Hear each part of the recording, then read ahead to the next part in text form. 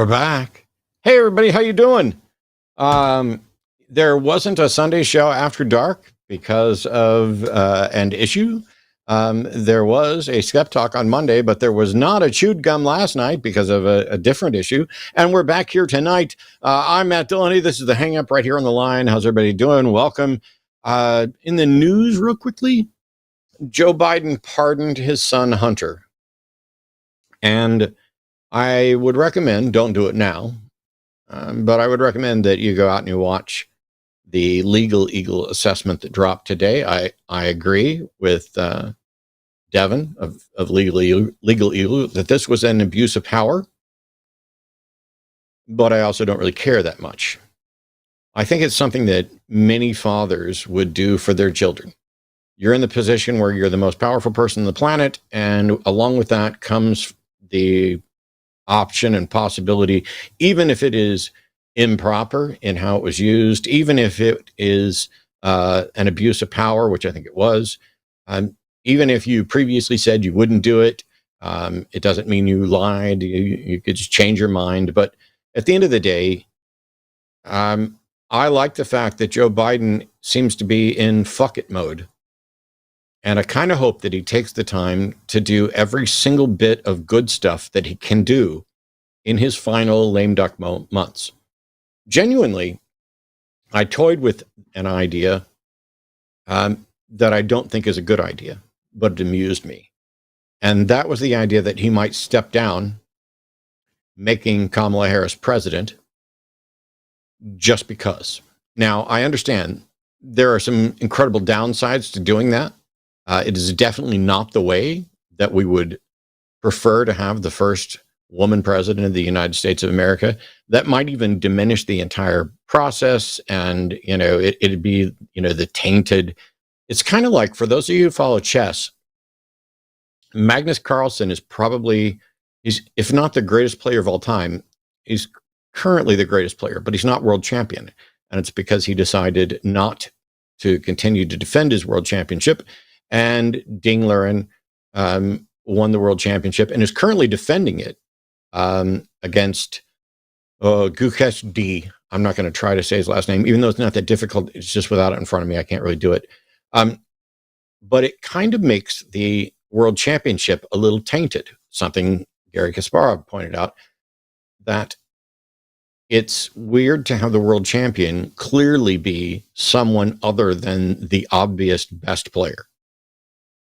And I think that if Biden were to step down and make Harris president, I think that would taint. It'd be like, oh yeah, but you didn't win an election, you weren't a real president, you just did this for this. The only thing about it that I think would be amusing is that my understanding is that she would become the 47th president, which means all the Trump 47 stuff would have to be reworked because he would then be Trump 48. So just as a nuisance issue for Trump, if that's correct, then yeah, I would like to see something like that. But in reality, it's not going to happen. I hope it doesn't happen. And unless something serious happens to Biden, I hope he finishes out his term and then we move on. The Supreme Court, by the way, is also signaling that it's open to opposing gender-affirming care for youth. So that case is moving forward. I'm sure you'll be hearing more about it on Transatlantic Call-In Show in the coming weeks, as well as here and other places. I had someone try to argue with me on my Twitch stream the other day that both parties are the same. And they stupidly did this on the same day that Arden was flying to her friend's wedding and was in a state where she can no longer use the women's bathroom legally, and had to then make the decision about, does she walk into the women's room? Does she walk into the men's room? Does she take a chance on getting arrested? And the notion that somebody, while Arden is posting about what she's going through, that somebody could show up in my Twitch stream to try to suggest that both parties are the same. It's just a level of stupid that I don't want to have anything to do with. You can say they're both problematic. They are. You can point out that both, all parties are, and the political system is broken, everything. Yep. All true. But to say they're the same, is a degree of exaggeration and stupidity that I just don't have space for anymore. I spent the last week alone while Arden was traveling. And by the way, when I first listed this show, when I tweeted out about tonight's show and put it up on Facebook, I edited my announcement from last week, but I didn't edit the name. So it says that it's me and Brian Dalton here as a queer couple. And initially that was the thumbnail as well. So there's a typo on Twitter and Facebook on who's going to be on here tonight, but Arden is joining me tonight. Arden went to her best friend's wedding, and Arden's birthday was just the other day while she was gone. We're trying to find out what we need to do to live safely after this election in the new world. And we're also trying to figure out what we, and by that I mean not just the two of us, but we humanists on the left might need to do to make progress towards fixing a lot of this. Should we start pushing to strengthen third-party options? Should we shift or try to shift the Democratic Party to the left? Do we need political outsiders? Is this a marketing issue? How do we make use of? I mean, I've seen the stories coming out. I know Rebecca Watson just did a video either today or yesterday on social media being terrible and pointing out that, yes, it appears that Elon Musk used X or Twitter to inflate Republican-leaning messages and over-exaggerate them. Whether or not how it was done and everything else is, who knows? But Rebecca did a good thing on social media and what the problems are, and how even with Blue Sky and other things, you're basically trusting someone with your information and your algorithm, and it's very easy for that to go awry. But we're trying to figure out what steps we should take. And I'm open to plenty of suggestions. Now is the time. The election's over. We've got 2 years till the midterms, 4 years until the next presidential election. That is not enough time to completely change the system. And it's especially difficult because we will have no power. The Republicans control the entirety of the government. That is a terrifying place to be in. And it is incredibly difficult to find a way to move forward when you are not in a place where you can exercise any real political capital or power. I've talked repeatedly about the misinformation and disinformation and just how much the MAGA community and the right-wing folks have been lied to, and how much they have believed. I just did another video on my Patreon. It's patreon.com/atheist debates. If you're not a patron, I produce 4 videos a month over there. They are, 10 to 30 minutes ish on a number of different topics. Some of them relate to the Bible. Some of them relate to logical reasoning. Some of them relate to arguing. I don't tend to advertise my Patreon, but it is one of the 2 main things. The line in my Patreon are how I actually make money, pay for my health care, pay the electric bill and all that stuff. And so while I appreciate everybody's support here at the line, while I don't advertise it very often, please acknowledge that, I'm not on here begging for patron supporters all the time. But if you have the ability, go to patreon.com/atheist debates and chip in $1, and you'll get early access to the videos, including the 4 videos that I just released the other day. And it's funny that people thought unemployment was at an all-time high or a 50-year high when it was at a 50-year low. They overestimate how many trans people are in the community, how many Jews are in the community, how many Muslims are in the community, how many atheists are in the community.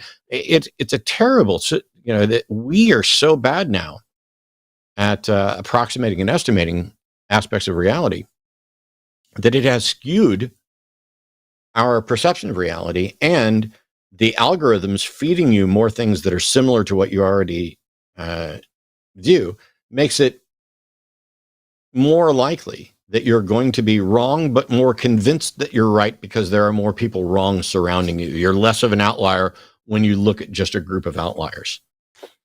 And in Biden's terrible economy, the economy is terrible, terrible, terrible, terrible. We set records for Black Friday shopping and holiday travel. So if you're able to go over and check out those videos there, if you're not, that's fine. I appreciate the people watching and supporting here and there. After a week home alone, including taking care of all the animals on my own. And that's more work than some people think. But I did manage to get it done in record time. It's a solo record of, let's see, it was 10, so 4, 6, 7 hours, 6 hours and some change to get the basics done for Rat Day. But after a week home alone, including take care of all that, Arden is back and has agreed to do the show with me tonight. So it's AMA night or AUA night. Ask us anything. It's an opportunity. We are here, and I know that on the thumbnail it's listed as a godless queer couple AMA. In reality, theists calling in to defend their theistic beliefs will, as always, get priority. They'll go to the top of the call list. But in addition to calling in to defend your views, you can call in to ask questions. You can ask us questions about atheism, skepticism, humanism, queer life, trans issues, political issues, whatever. We may or may not have an answer to all of them. There are certainly some things that we're not going to entertain. But we're pretty open, and we're definitely open to trying. So if you had questions, we're pretty open about our lives. As a matter of fact, join me in welcoming my partner for this evening and in life, Arden Hart. How are you, dear? You're muted. Oh, I was going to say for the evening. What are you talking about? I said, and in life. Hello, everybody. Thank you to everyone for the happy belated birthdays. I appreciate it. There's stuff we definitely, I'd say there's stuff we probably won't answer, and there's questions that are really nobody's business, you know. It reminds me, I got distracted and didn't make this particular joke on Sunday, but when I was asked about my thoughts on wanting to believe as many true things and as few false things as possible, I pointed out that really only applies to important things. For example, if I really wanted to know as many true things and a few false things as possible, then I would have to sit there and ask Arden, you know, hey, which fingernail on your left hand is the longest? Or which one is most annoying to you right now? Or, you know, which toe on your left foot hurts the most or is most like it? You know, all of those things. Those are trivial facts that might still be worth knowing. But yeah, I don't need to know all of that. And so if you're going to call in and like, I don't know, don't call in and be awful. But yes, if you have genuine questions, we're open to answering all kinds of questions. And definitely, we thought it would be good to try to have fun and try to live normal. I mean, when you got to the airport and posted that you were having to make this decision, what was going through your head? How worried were you about actually getting arrested? And what did you think about possible scenarios and what you might do? I mean, I was not actually concerned about being arrested at all. There's no way to enforce these things. And it's been many, many years since anyone has ever in person misgendered me that didn't like know me before and have like a deep relationship with me before. So had like that prior association. So I wasn't really concerned about being like outed or clocked or having a problem. But it did run through my head that, like, you know, we do these shows. The only place not the only place, but one place that commonly you get recognized and that I have gotten recognized by association is the airport. And so in my mind, I'm like, there's a possibility that somebody knows us and has a problem with trans people and could, you know, try to make a stink out of the whole thing. And I think, honestly, the worst that would happen is I would get kicked out of the bathroom. I don't think you're likely to get arrested or probably even charged with a crime. But it's kind of similar to, I'm trying to think of a good example. There's a lot of laws that aren't typically enforced in the sense of like you getting arrested. But if you commit a bigger crime, they will often use this as like to like supplement, like, oh, you have this pattern of crime. But like that individual, you know, when they don't make as much of a problem out of. I suspect it's going to fall into a similar category where it's like, if I were to get arrested for some greater, you know, bigger problem, that could be used to supplement the case that I have like this pattern or something. But I don't think you're really going to see many people ever getting arrested. They're just going to be like, get out of the bathroom. Yeah, it's funny. We've got our first trans representative in Congress, and right off the bat, somebody tries to make a bathroom bill for Congress, and she's been criticized for how she dealt with it from essentially both sides. There are trans folks who aren't happy with what she said, because my take was, she was kind of like, yeah, whatever. I'm here to do the work for the people that I represent, not worry about bathrooms. I saw you got distracted by that chat. My birthday was the 29th, not yesterday or today. It was a couple days ago. I love that you saw I got distracted by chat, but also I was pausing there because I thought you had something you were going to say on that subject. Oh. No, sorry. Can you say it again? I saw the chat pop that you got tagged in, and I saw you pause, and I just immediately honed in. Yeah, they tagged me, and it always gets my attention when I'm looking that way. She had basically said, I'm here to serve my constituents, and I don't care about bathroom stuff. And I know you had thoughts about that differed from some of the criticisms some trans folks had levied at her. Yeah, I feel that,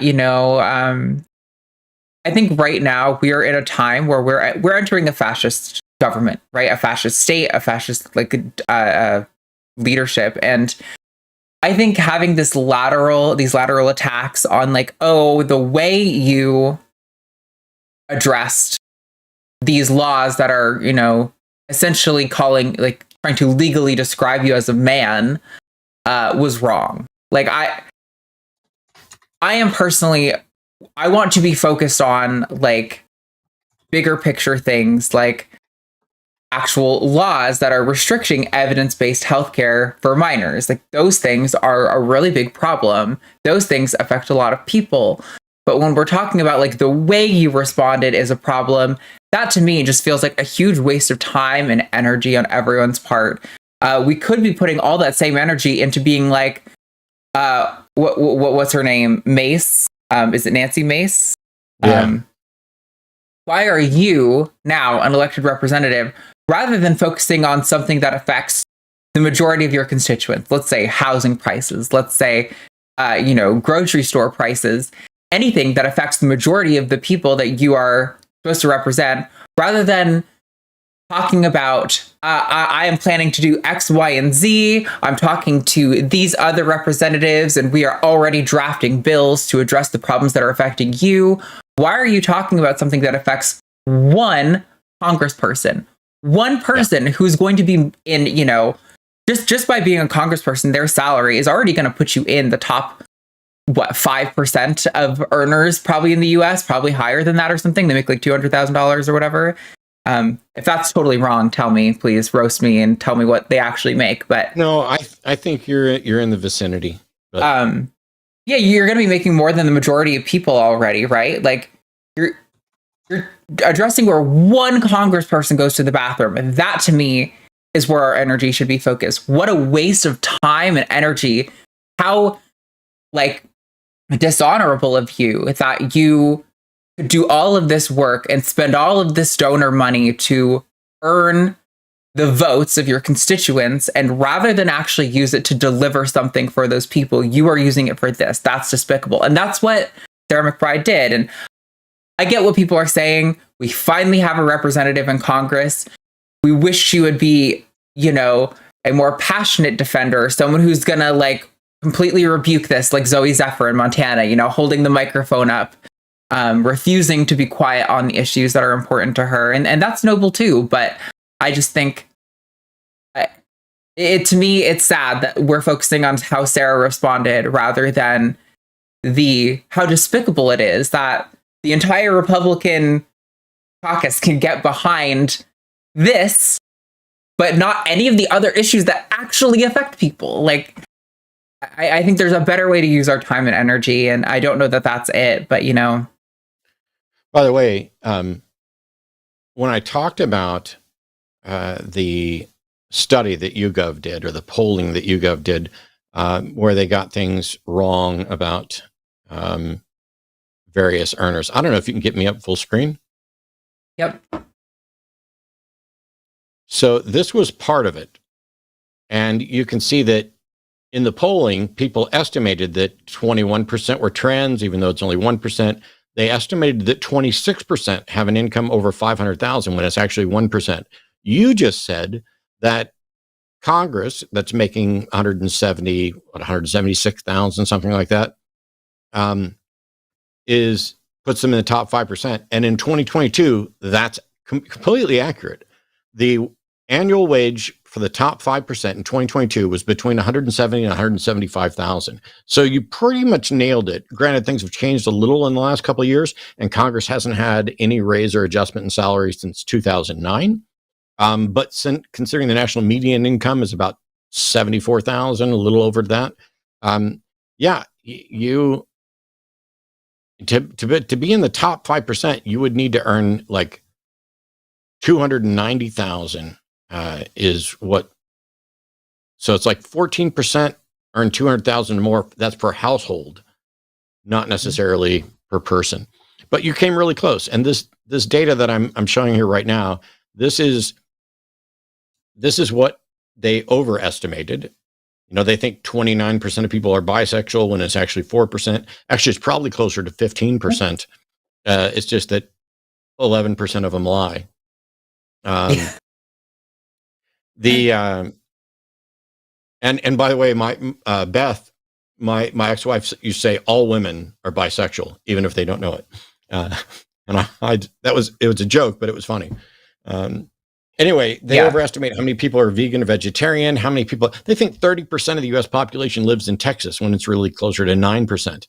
And in addition to all of those things, there's a second half to this. This is at yougov.org, I believe it is. And right here, the flipping point, you can see just after we get down here to 50% of Republicans when it's actually 47%, 55% are married when it's actually 51%. In that little area, we're pretty close to right. And then we start being wrong again. They think 50% have a household income over 50,000 when it's actually 62%.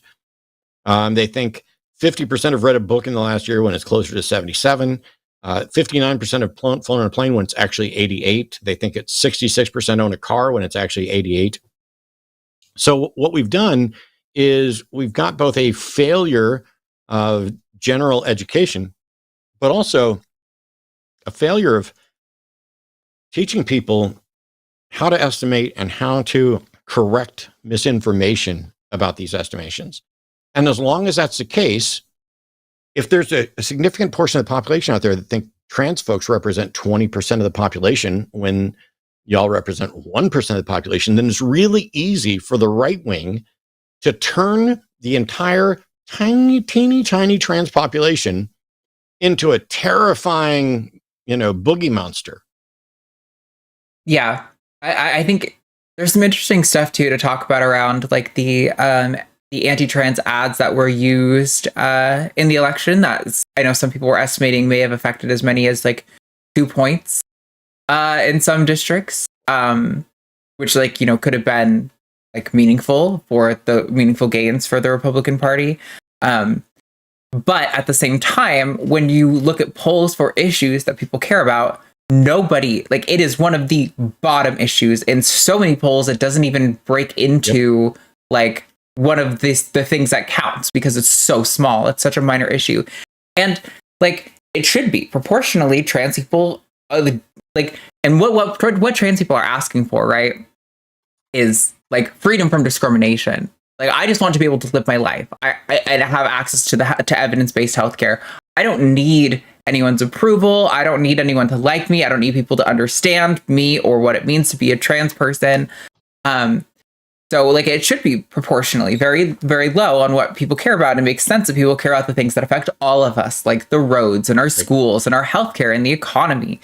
And yet it's so impactful. And I think it's really curious to wonder why, because Kamala never said the word transgender once in her election, even in the interview where somebody was specifically asking her about the transgender immigrants, getting access to trans healthcare, which, by the way, that sounds really salacious on its front, but all people who are the custody of the state, which is what prisoners are, custody of the state, we give evidence-based healthcare to.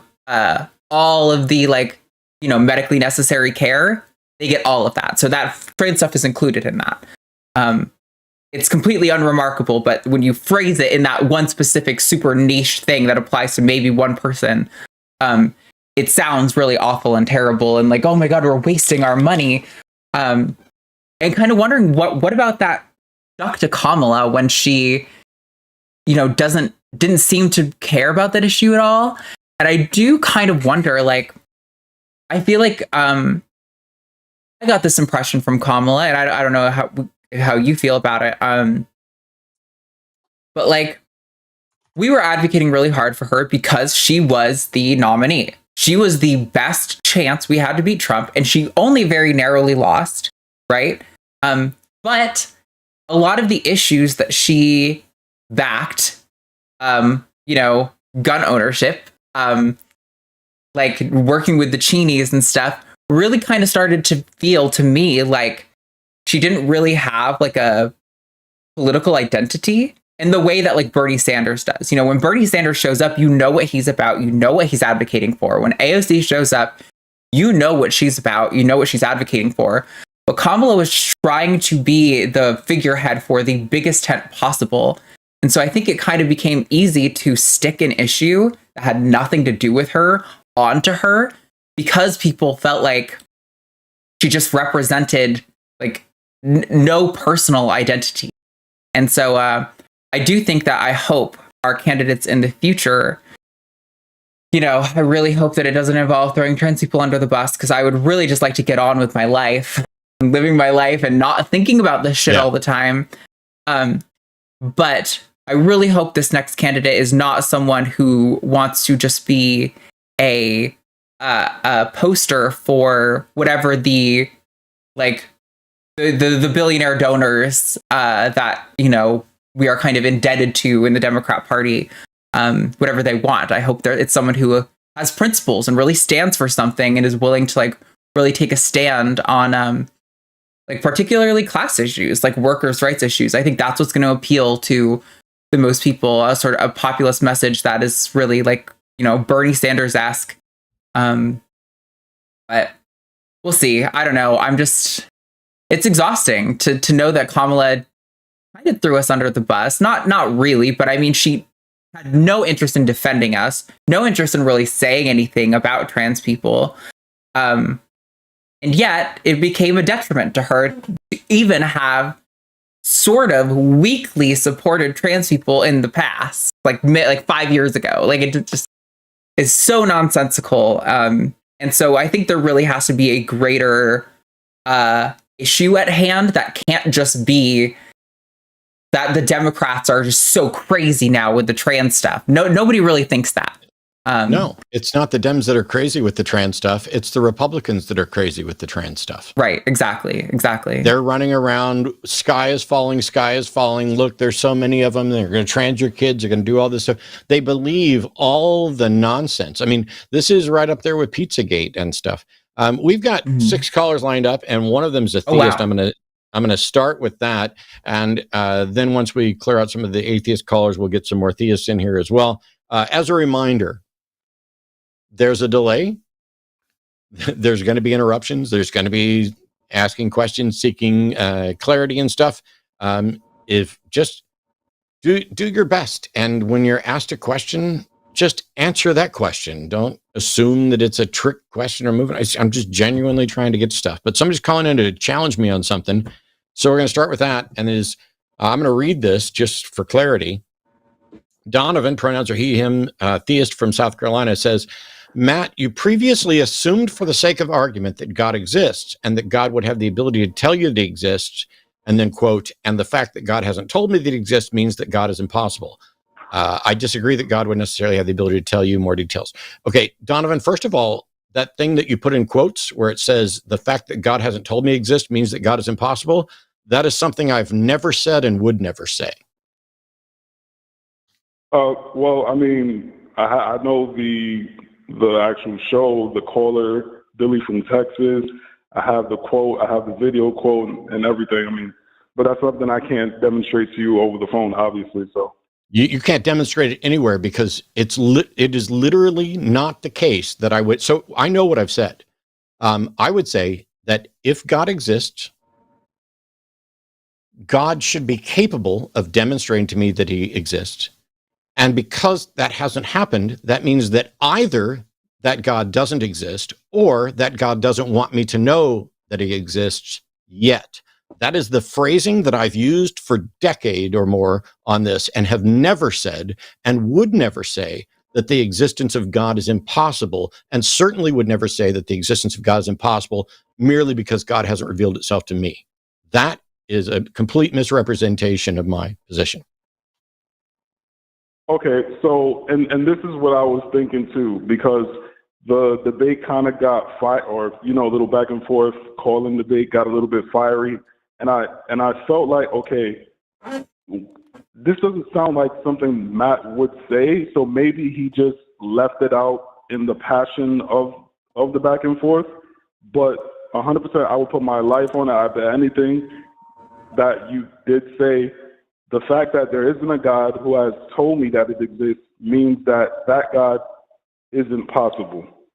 You would bet your life. You're saying you would bet your life that I said that? I mean, yeah, it's on video. I Cool. have it. I mean, I'll bet you $5,000. I don't even have the $5,000. Yes, I would absolutely bet you, because so if I said that, pull up the clip. Yeah, I would love for chat to go through. Chat, you guys are fast. You said it was Billy in Texas. Do you know what day, Donovan? Billy from. First of all, what up, Arden? When I'm on the phone and I'm not looking at the video, I forget that you're there. But yeah, what up? You're right. Yeah, it's Billy from Texas, but it was a Talk Heathen. It was Talk Heathen, and it said on my feed when I pulled up on YouTube. Yeah. That we don't even put Talk Heathen's not on this channel, and I haven't done an episode of Talk Heathen in years. Yes. So that's why I said it said Talk Heathen throwback. So this was 2021, I believe. It just popped up on my feed, and I was shocked because I was like, That's not what Matt would typically say. Okay, can we set all this aside, Donovan, and can we just acknowledge that that is not what I say? What I would say, apart from possibly a slip of the lip or whatever else, because I'm not going to go back and give a view to the shit community that stole my fucking emails to try to prove you wrong. So can we instead set all of that aside and address the point that you wanted to address? Oh, okay. First, I didn't even know that about Talk Heathen and you. But no, I mean, that was the point, because I was wondering. Well, even right now, you said that a God should be capable of telling you exist if that God in fact exists. And I'm wondering, why do you believe that he should be, or it should be capable of telling you anything or have the ability to communicate to you? Like, what evidence is there to suggest that? No, it's not a matter of evidence. It's about the various gods that people propose exist. So, for example, the gods of Christianity and Judaism and Islam and those things, they all are portrayed as having the capability of demonstrating the truth of their existence, right?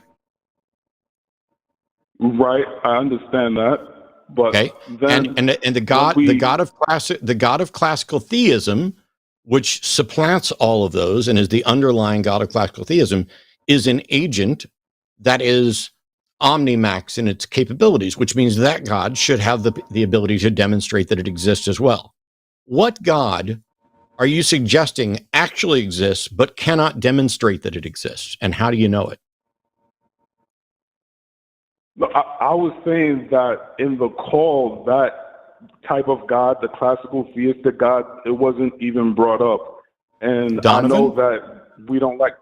I'm sorry? I don't give a shit about that call. We said we were going to set that call aside.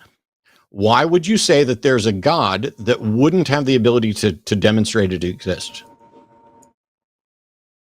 I don't think I said that there will be a God that wouldn't have the ability. It literally to says, I'm saying, here, I'm looking at what it says in the call screener note, and it says, right after you accuse me of saying that God is impossible, which I didn't say, you then say, I disagree that God would necessarily have the ability to tell you more detail. And so you're claiming right. that there's a God that wouldn't be able to demonstrate it exists. No, let me clarify, please. I'm saying Okay. that I wouldn't have the first idea what powers any God would have unless it demonstrated its capabilities. And I don't know whether or not a God can tell anybody anything until I have evidence that demonstrates that. Okay. You believe that you believe there's a God, right, Donovan? I do. What can your God do? What can my God do? Yeah. Oh, well, I mean, can I define my God? The God that I Sure. believe in? Yeah. Okay. So the God that I believe in is a being that possesses a universe and has the ability to create a reality or realities. So the God that you believe in, if it can create realities, should be capable of demonstrating that it exists, right?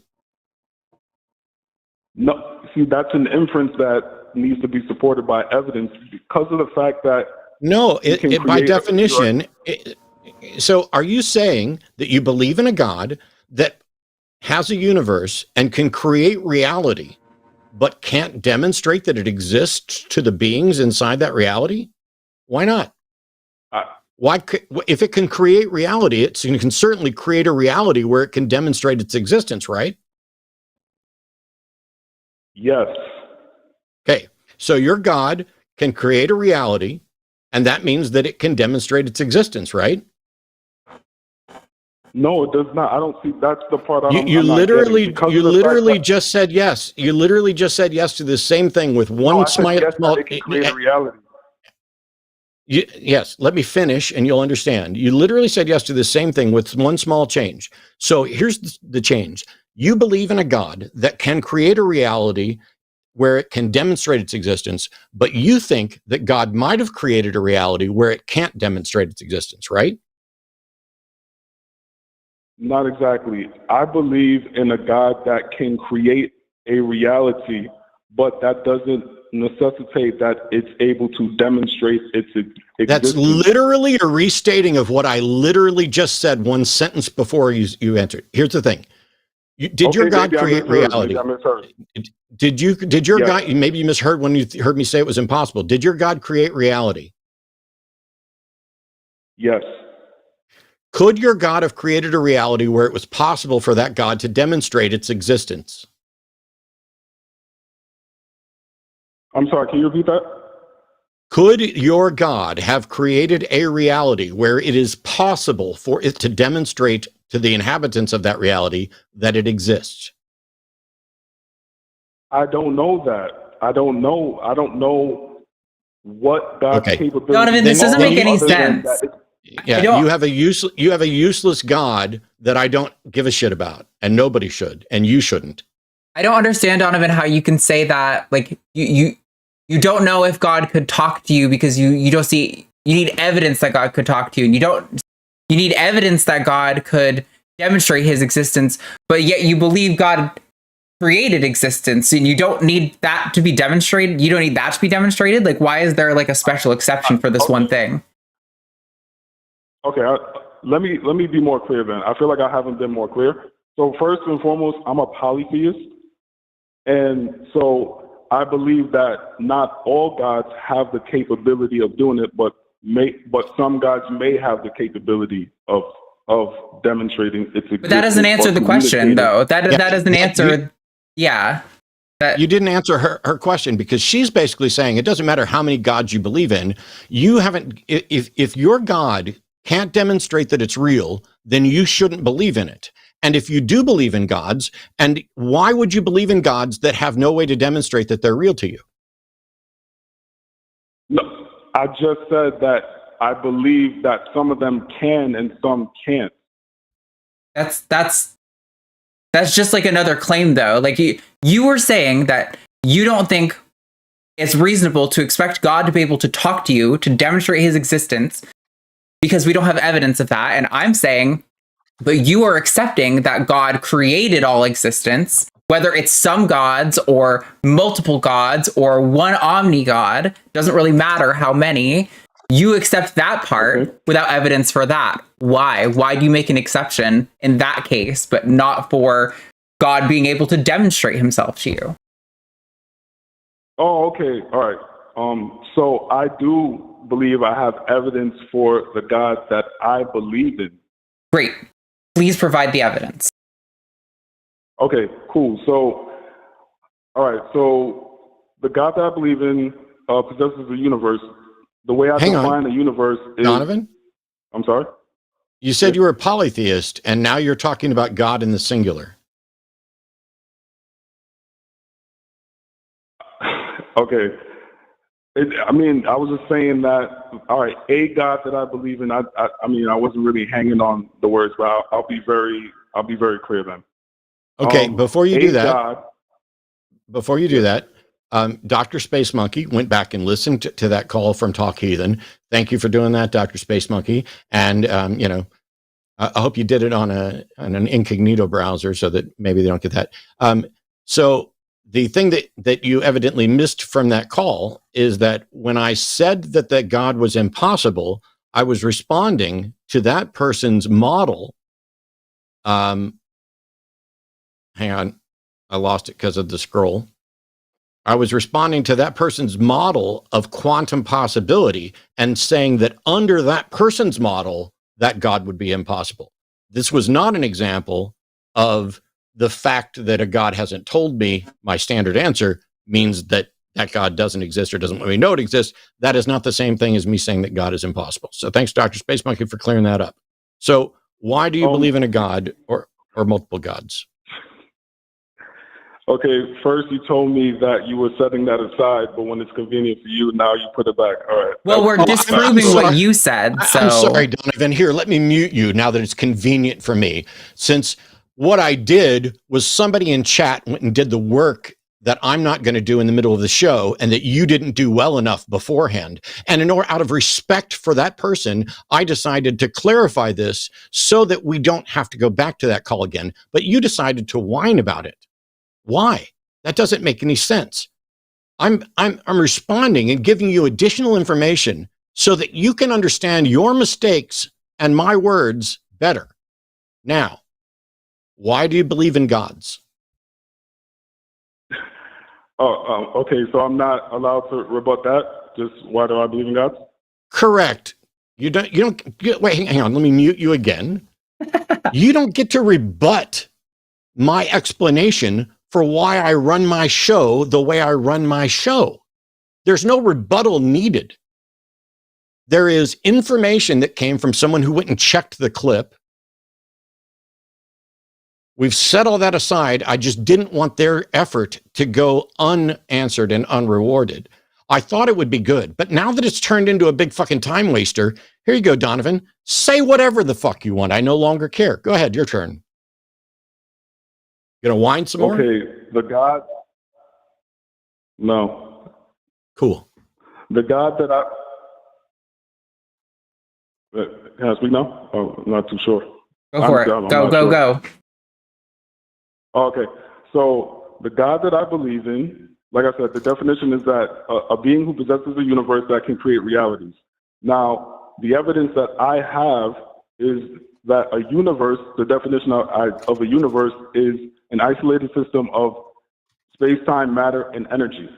Okay? So I believe that there, outside of the physical space-time, matter, and energy of the physical universe, there's another outside or metaphysical space-time, matter, and energy.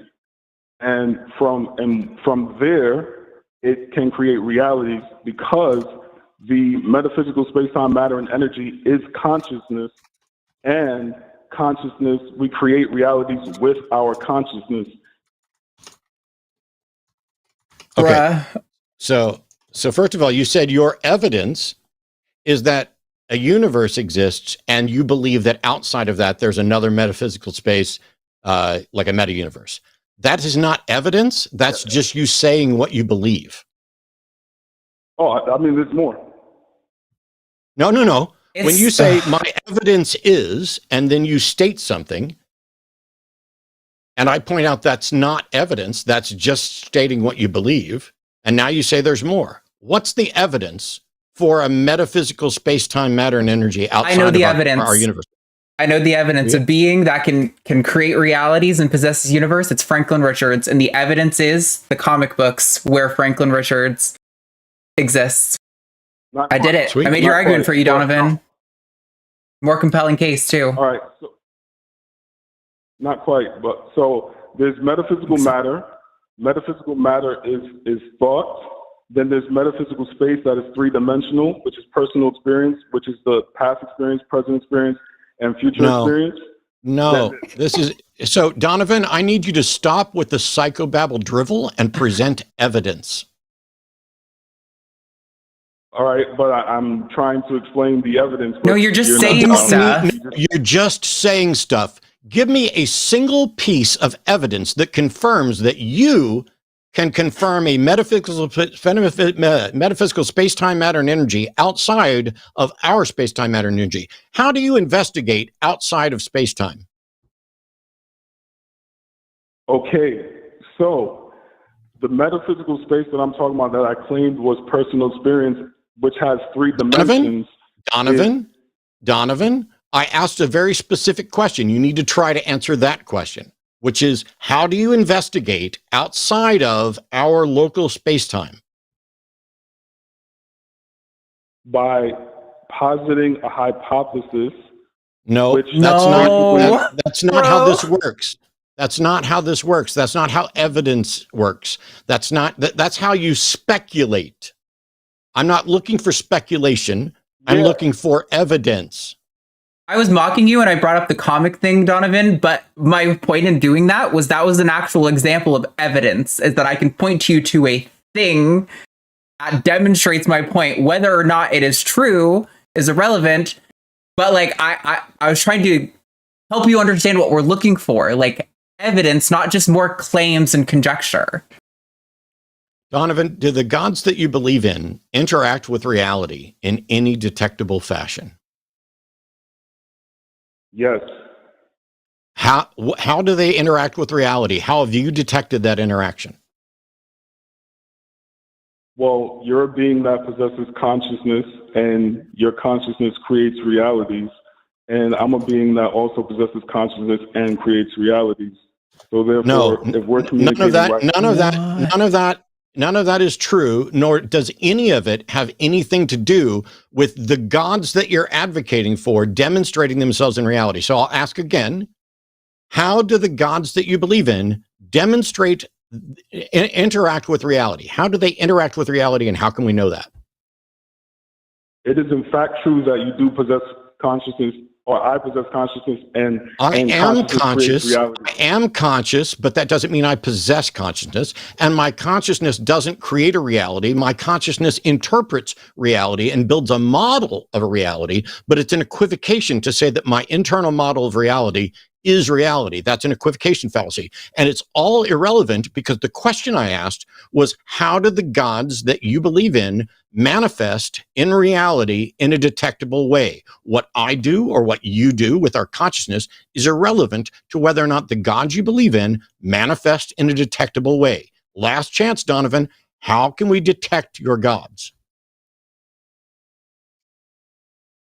I'm saying a god is a being. All right, last chance, Donovan. Last chance, Donovan. How can we detect your gods? Because I exist, because you exist, and you are not a god, and I am not a god. You are not a god, and I am not a god. How can we detect your gods? How can we detect your gods? Donovan? So can I demonstrate? No, I'm going to fucking mute you, and I'm going to explain this because you are absolutely obnoxious or lunatic. One of the two. You said that you're not sure that gods can demonstrate that they exist in reality. You said that earlier. And now you're trying to suggest that, well, I'm conscious and you're conscious. Well, I can demonstrate that I exist in reality, as can you. Neither of us, in my view, are a god. If you want to say that you and I are gods, congratulations. You now have a useless definition of God. It doesn't fit within the classical definition of God. It doesn't do anything other than apply a God label to something else, kind of like when people say the universe is God. So I'm going to unmute you because you also said that the gods you believe in manifest in reality in a detectable way. This is absolutely your last chance. I don't need any side stuff. I don't need any whining. I just need you to show how we can detect the gods plural that you're talking about. You can either demonstrate how we can detect those gods, or you're not, or you can't. Which is it? I can. Okay. Then do it right said, now. Okay. You said in your view that we are not gods, but in my view, we are gods, and I can Okay, goodbye, Donovan. That's goodbye, more just claims. Goodbye, Donovan. I have zero interest. I don't give you. What the fuck do you think's going on here? Oh my God, Donovan! He literally Donovan, no, stop, Donovan, stop. He literally said, "He's muted. This is your last chance," and set it up for you. And rather than what you could have done, which would have been like, for example, you're making lots of claims about physics. You could say, this school of physics has hypothesized this for these reasons, and here is the evidence that they use to support this model that they're creating. You could have pointed to that. The evidence is X. But what did you do? You said, in my view, that's irrelevant. That's not evidence. That's more just claims. That's more just conjecture. That's more just saying stuff. It's not actually getting to the point, Donovan. We are looking for evidence, like actual examples that can help us understand why you think that way. We're trying to understand your position, but rather than help us, you just want to make more wild claims. It's really frustrating because, Donovan, I don't think you're a terrible guy. I actually think you seem like you might be a nice guy, but it's just you're not bringing us anything that we can actually bite into or examine. Like, you're just making claims. I have zero interest in hearing any speculative conversation where someone is saying, I'm a god. Is that clear? I'm not speculating if I can just explain how. Donovan? I understand that Donovan, why is this so fucking difficult for you? I don't give a shit about your useless idea of whether or not I'm a god. I don't give a fuck. All right. Okay. All right. So you and I are gods, but then we can put that aside. If I can demonstrate that consciousness is a representation of God, then you can come to the conclusion that if we possess consciousness because we have thoughts, because we have personal experiences, that we are gods. But putting that aside, no. You just started with this. Can you demonstrate that consciousness is God, or consciousness is about God, a representation of God? Because if you accept the definition that a being who possesses a universe and can create realities is a god. I don't possess a universe. I don't possess a universe. Neither do you. All right. So. Correct? Am I correct? Am I correct? If I say you're incorrect, I mean, you're just going to say I'm wrong. So, I mean, I don't know what to say. I honestly don't know. I'm being honest, completely honest. I really don't know what to say. Like, I'm saying. Then stop talking. I do not possess a universe. If you think I possess a universe, show me the receipt. Wait, Donovan, maybe the problem is that you have an extremely strange and esoteric definition of possess. Can you please tell me what you think the word possess means? Okay. When I say, for example, I have thoughts, I have meaning possess. I possess thoughts. I have them. I have a personal spirit. I have a life. I possess a life. My life is mine. Possessions. Yes. It's my I don't have a you don't have a universe. The universe that you and I exist in, Donovan, you don't possess that. You are possessed by it. I'm not saying that. I've never said that. I've never ever said that. Donovan, you're talking about the physical universe? Donovan, you did say that. Universe? Donovan, you did say that. Not. I said the Donovan, shut up and listen. Shut the fuck up and listen. You said that by definition, a God is a being that possesses a universe and that has the ability to create a reality, right? Right, not the physical universe. Stop! I muted him on my end. When I ask you a yes or no fucking question, just say the yes, because I'm building towards something. If your definition is that God is a being that possesses a universe and has the ability to create a reality, then I am not a God because I do not possess a universe and I do not have the ability to create a reality. Therefore, by your own definition, I am not a God. Is that clear?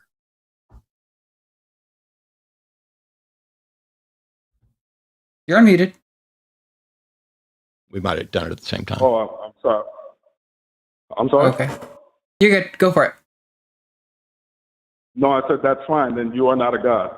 But I'm saying consciousness is a metaphysical universe. And the way it's a metaphysical universe is because... Donovan, you said earlier I was a God. Now you're saying I'm not a God. Which is it? You just asked me, you just said, clear, I'm not a God. And I said, fine. Like, what do you want me to say? I say you are one, then you get upset. I say no, then you get upset. I don't know what to tell you. It's because we want you to prove your point. We want you to demonstrate. I would like you to fucking... You literally asked me fine? Shut up. I would like you to fucking acknowledge. My denture's falling out. You made a claim about God. I demonstrated that your claim is wrong. I would like you to acknowledge that before you move on. That's how conversations go. Otherwise, you're just waiting for your next turn to spew out more bullshit. So acknowledge that I'm not a God. I acknowledge that I'm not a God. Acknowledge you're not a God. So I can't disagree with you? Are you a God? Yes, and I can demonstrate it. No, you can't. You don't possess a universe. You don't possess a universe, and you can't create a reality. So can I explain the universe that I possess, or no? What? Sure. Is it a necklace around your neck like the cat from Men in Black or whatever? What universe do you possess? Really corny. Okay, so I know consciousness is a metaphysical universe. No, it is not. That is some Jordan Peterson bullshit. I'm completely done with this conversation, Donovan, because you are advocating for esoteric, nonsensical shit that is completely useless to everyone listening. There is nothing that you've said that is of any use or any edification to anyone watching. And you define this, and now you're going to say that you're a God because you possess a universe, but you don't possess a universe. Consciousness isn't a universe. What you imagine isn't a universe. The reality that you invent in your head isn't a reality in reality and existing anywhere other than in your head. You're not a God. I'm done with you, Donovan. Thank you. All right, you didn't let me explain anything. Donovan, that's not true. Donovan, don't lie. Don't lie. We gave you many opportunities, and Donovan, we gave you many opportunities, and rather, I'm going to mute you. We gave you many opportunities. We even set it up for you. We said, okay, we want you to do this and go. And what would you do? You would just do more conjecture. You would say that the metaphysical universe is your consciousness or whatever fucking nonsense, deepity bullshit you weave together there. You didn't actually do it. We gave you the opportunities. We jumped in because you said some crazy bullshit that we had to address or clarify to try to understand what you're saying, but you didn't help us understand what you're saying. You just said more esoteric, Jordan Peterson-esque bullshit. It doesn't actually help edify anything. I'm gonna unmute Donovan, and I'm gonna let Donovan talk. And I guarantee you that Donovan will do nothing but make unfounded assertions that are about what he believes with no demonstration that they are in fact tied to reality. Here we go. Your turn, Donovan. Go ahead, say what you want to say. Oh, fuck. We both unmuted. Oh, I'm sorry. I was speaking. I didn't know I was on. Can I ask a question? No. No. Okay. What is your problem, Donovan? Okay, I'm going to mute you again, and you listen very carefully because you don't seem to be capable of doing this. I literally just said, I'm going to let Donovan speak and say whatever he wants. And I guarantee you that it's going to be a bunch of assertions about what Donovan believes and absolutely no tie to actual evidence that exists in reality. And then you said, can I ask a question? No, say what you need to say.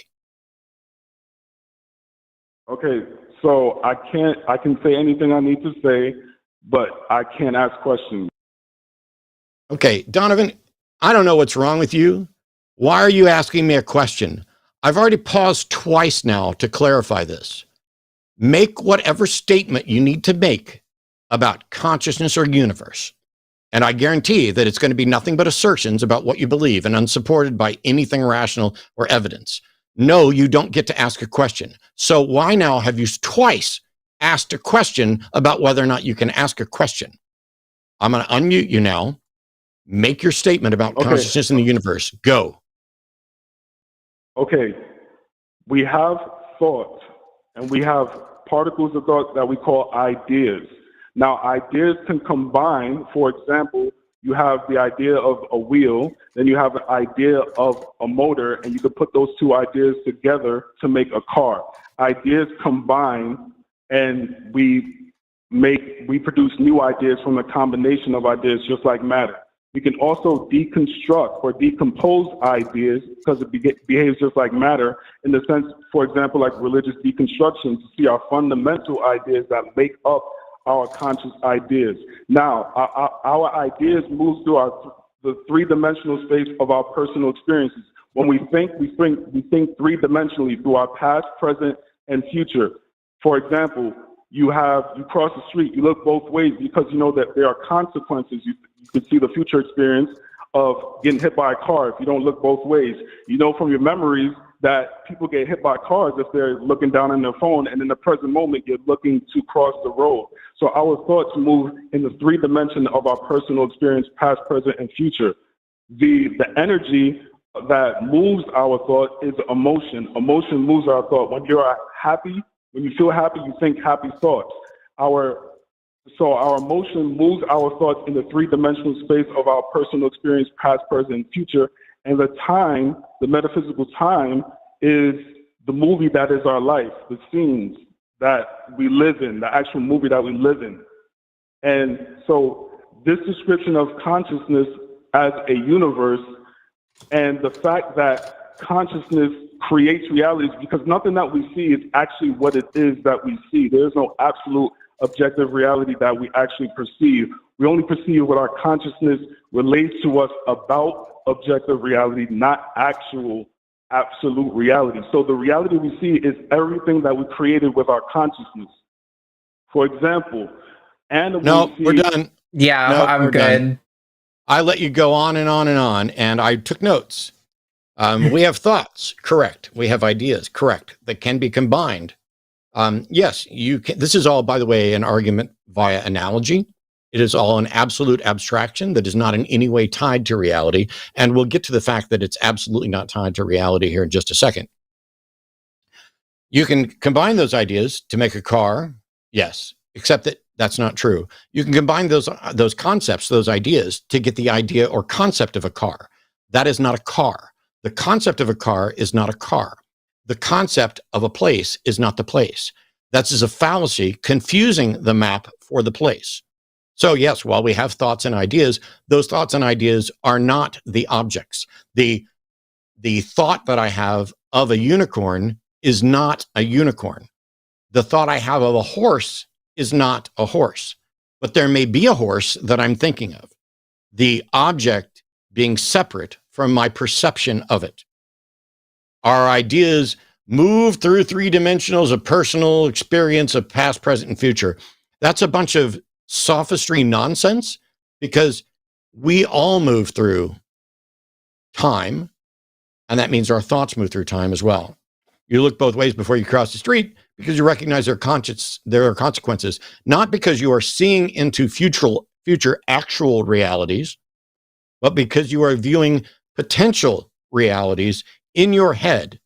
Potential realities aren't realities. Potential futures aren't futures. And then you repeated yourself several times about our thoughts moving in the 3 dimensions of past, present, and future of our experience. Then you said emotions move our thoughts. Emotions are thoughts. And some thoughts are more guided by other thoughts, emotional or otherwise, than others. But you're just spewing forth a bunch of words. Emotions move our thoughts through the 3 dimensions, past, present, and future of our experience.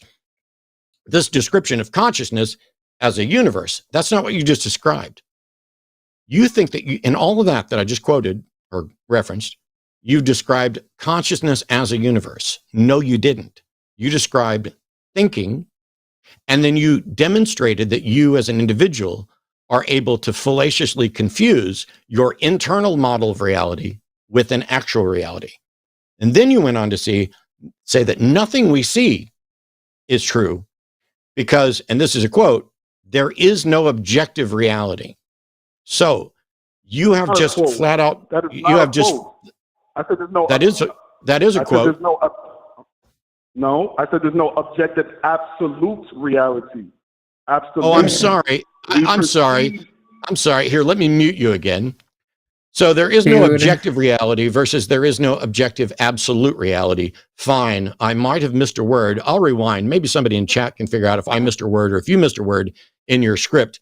But in any case, when you say there is no objective reality, you are now denying reality. And you are basically just saying that consciousness is the only reality. That is just an assertion. It's just your opinion. You haven't demonstrated it. You have no way to demonstrate it. And I don't care for your esoteric, time-wasting, consciousness bullshit. Thank you. That's false. That is false. What color? What's false? What color is the sky? Okay, I'm going to mute you again because I literally just said I don't care about your thing, and you said that's false. I'm telling you, it's completely true. I do not give the slightest fuck. I do not give the slightest fuck about your consciousness as a universe idea. Is that clear? I'm good with Donovan. It's also just the whole notion that like we combine the parts to make things psychologically. That is also just not true. I know you kind of mentioned it. I don't know if this is the direction you were going, but like we've done lots of studies to demonstrate that you don't look at a house and see windows, door, bushes in front, roof, and then that is what your house model is. You look at an entire object and see a house, and you can zone in and be like, oh, there's a window on the house. Similar to words, you don't look at, the word Donovan. I don't see each individual letter. I read the entire word, and then if you ask me to, I can hone in on individual letters. It's like he's flawed on the philosophy. He's flawed on the psychology. I don't even want to. I can't open the can of physics. I kind of wish Aron and Adair were here to get into the whole notion of metaphysics for us, and if that has any bearing on his research and what he does. The thing is, you don't need a physicist to talk about nonsense. Yeah. I gave you a note in Messenger for the call screeners. Okay. Because we have 6 lines open, and it looks like they're all atheists or almost all atheists. And while I am, taking questions, I would like to still try and save lines for theists when we can. I specifically told them not to for reference, but then my bad. We'll do what we can. So in that case, we'll still prioritize these when they come in. But for now, Noah's calling from Pennsylvania. Noah's an atheist, pronouns are he, him, and has a question about Deuteronomy. So welcome, Noah. You're on with Arden and Matt. Hi, guys. Happy birthday, Arden. Thanks, Noah. Yeah. So this stems from a conversation I had with an apologist friend a couple weeks ago. We were talking about 2 Samuel chapter 12, where God strikes David's child and gives it an illness, and then it dies after 7 days. And it's laughable, but he goes, well, but that baby goes to heaven because of the age of accountability. And I cited Deuteronomy 23:2, which says that no child of illegitimate or no person of illegitimate birth can enter the assembly of the Lord. And That's his not what that means. response was, yeah, that's what I was asking about. So, first of all, he has no basis to say that that child went to heaven, because even under a Christian notion, nobody knows who goes to heaven except for God, and the age of accountability is an invention of the church. But the passage in 2 Samuel wasn't a Christian passage, it's a Jewish passage, and the Jews don't have a strong concept of an afterlife, because when you die, you sleep with your fathers. But the passage from Deuteronomy that basically says anybody who's wounded in the stones or deformed, or I forget what all. Boom, boom. What was it? What was the passage? It's the one that just says nobody of illegitimate nobody from an illegitimate birth can enter the assembly of the Lord. Yeah, but the assembly of the Lord isn't heaven. Okay, that was my question. Yep. So I need to go back and it's unclear. It's unclear what assembly of the Lord specifically means. But the passage in Deuteronomy, and I'm going to see if I can find it. I had it up a minute ago. Is generally 23, about 23 too. Because it was 1 Samuel 12 and Deuteronomy 23. So no one born of a forbidden union may enter the assembly of the Lord, even to the 10th generation. So if you're a bastard, you and your 10 next descendants are not allowed to enter the assembly of the Lord. That is generally viewed as the synagogue, the church. It is not the same as whether or not you go to an afterlife. It's who's allowed to come into the temple. Okay. Yep. And that's what he said too. And I gave some pushback, but it sounds like I'm wrong. So I need to go back and correct myself then. Yeah. But at the end of the day, though, it's bizarre either way. Why would a God who is opposed to bastards prohibit a bastard from going into temple or to heaven, whichever one it means, and also prevent the next 10 descendants, like that kid's great grandchild still can't, and I think that was the right number, I might have got it wrong, but still can't get into the temple or heaven, whichever one it means. What an absurd notion. Can the person you're talking to, in any way demonstrate that any of us aren't within 10 generations of a bastard, aren't within 10 generations of a eunuch? It applied to like the Ammonites and the Moabites as well, to the 10th generation as well. But for the Edomites, it was, I guess, 3 generations. Yeah, 3 generations. So the Edomites weren't quite as awful as the Ammonites. Why have these rules at all about heaven or tabernacle? Oh yeah, I agree.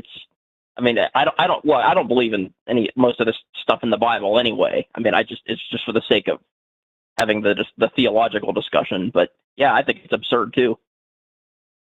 Yeah, I don't care what the Bible has to say, but to your friend who does care what the Bible has to say, why would God have rules that punish people for what their great grandfathers did? Yeah, I mean, that's the problem we have. Just who they were right from the first. Yeah. Yep. I mean, that's the whole thing. Right from Genesis, right? We're all subject to death because of Adam and Eve. Yeah, there's a slight difference there in that the notion is that Adam and Eve's disobedience brought sin and death into the world, and now everybody just faces the consequences of that. But that's separate from saying you and your next 10 generations of offspring are forbidden from entering the temple. These are people who aren't even born yet, who haven't had any chance to live their life or make any decision, and God's already decided, nope, fuck those people. Yeah, I figured out what was knocking my denture out. If you ask me. Yeah. Sorry. No, it's okay. Yep. Hopefully that helps you out. Anyway, that's all I got. Thank you. Cheers. Thanks. Thanks, Noah. The upper denture, when I make an F sound and it goes like that, my lip is pushing it out. And yep. So yeah, For those who don't know, I recently had my teeth removed and replaced with these wonderful, beautiful mouth dentures, and they do really well. Although I'm still getting used to them and still taking acetaminophen. It's not like I'm on massive painkillers or anything. But yeah, the F sound that pushes on them, and when I'm animated and like, answer the fucking, there it did it again when I say fuck. All right, man, back to calls. Really neuters you. That's your favorite word. Yeah. It is my favorite word, and I can't even say favorite anymore. All right, Stephen's calling from Florida. Pronouns are he, him, is an atheist in Florida. That's also hard to say. Who Florida voted on medical marijuana. We're still losing jobs because it's illegal federally. 57% voted for women's rights, but it didn't pass because it didn't hit 60%. Can we talk about these? Well, you can talk, Stephen. I don't know the numbers, but what do you got? Hey, I wanted to say happy late birthday, Arden. And before we get started, thank you so much, Matt, for everything you've done and your voice. You've been a teacher of mine for a long time during my deconstruction. And you've been a reliable and trustworthy voice. And I wanted to say thank you while I can. Thanks so much. What I wanted to say is Florida actually did vote for women's rights, 57% to 43%. But Florida has this weird 60% threshold that nothing gets passed unless it reaches 60%. And so I actually looked up online if Florida had passed a bill that reached 60%, and I couldn't find one. And then my chat AI told me that it was pretty difficult to actually reach a 60% threshold in a vote. And so I wanted to bring that to your attention to show you that, I moved here from Colorado, but the Republicans in control, they don't even have their own house in order. I called Ron DeSantis' office and talked to his staff. I told him I was a disabled veteran of the Navy and that I was continuing my medicine from Colorado to Florida. And I was being denied employment from jobs that have already hired me. I told them that this was a HIPAA violation, and this was discrimination. They're denying us employment basically for the conditions in which we take that medicine for. And he told me that, and his staff told me that this was legal because there's still federally illegal drugs. And so I was like, well, my next question is how many people you have incarcerated in the state of Florida on marijuana charges alone. They said they didn't have that answer. And I was like, well, you sell these federally illegal drugs to 850,000 people on the program because I looked that up as well. And so I was like, so are you just arresting your competition? Or like, what is happening here with that? And so I just wanted to let you guys know, if you didn't already know, just how terrible it really is in Republican-led states. I think you guys are in Texas, so you know. Yes. And I know Forrest is in Oklahoma. And during my research, I found out that Florida and Oklahoma are the only two states with medical marijuana that write doctor recommendations, not doctor prescriptions. And so if we're legally able to fail our drug test, I believe these politicians should be legally able to, be accountable for selling us the federally illegal drugs, especially if they don't even have a doctor prescription. If they're writing doctor recommendations, then I don't think they would be. Are you talking about working for the government or private employers? These are private employers. This was just a private employers. Company Private employers can say you're not allowed to work for us if you pop positive for marijuana, even where marijuana is legal. Yeah, Right, I mean, but whether or in not it's states like moral or good is obviously another question. But yeah, no, I mean, this 60% threshold thing is a problem. It only passed in like, I think it was like 2005 or 2006. It was mid 2000s, and it's a relatively new thing, and it's I think it sucks. It's like you said, it's incredibly difficult to get a 60% threshold, especially in today's America, which is increasingly harshly politically divided, almost right down the line. Yeah, and part of the reason, you know, I'm not going to say this is the reason they passed it, because 2006 was a very different political environment, but you know, it would be naive to think that they aren't very aware of this and putting things up for you know, votes in amendments for that reason, knowing full well there's no, even if the majority of Floridians think abortion should be a legal right, there's no way they're going to get 60%. So we never have to worry about it. And we can say Florida voted and it didn't pass. Floridians voted against it. That's probably how they'll talk about this. Yeah, I mean, it's despicable. And I wish private employers didn't discriminate on people for using marijuana. I think it should be like a supplementary thing. You know, if you are failing to do the requirements of the job, if you are failing to show up for work on time, and they can say, oh, this is because of your drug abuse, that might be a justified reason to say you can't work here. But just the fact that you use it alone shouldn't be enough. But yeah, it's America, freedom. Well, other states actually have legislation, like Colorado. I was able to work at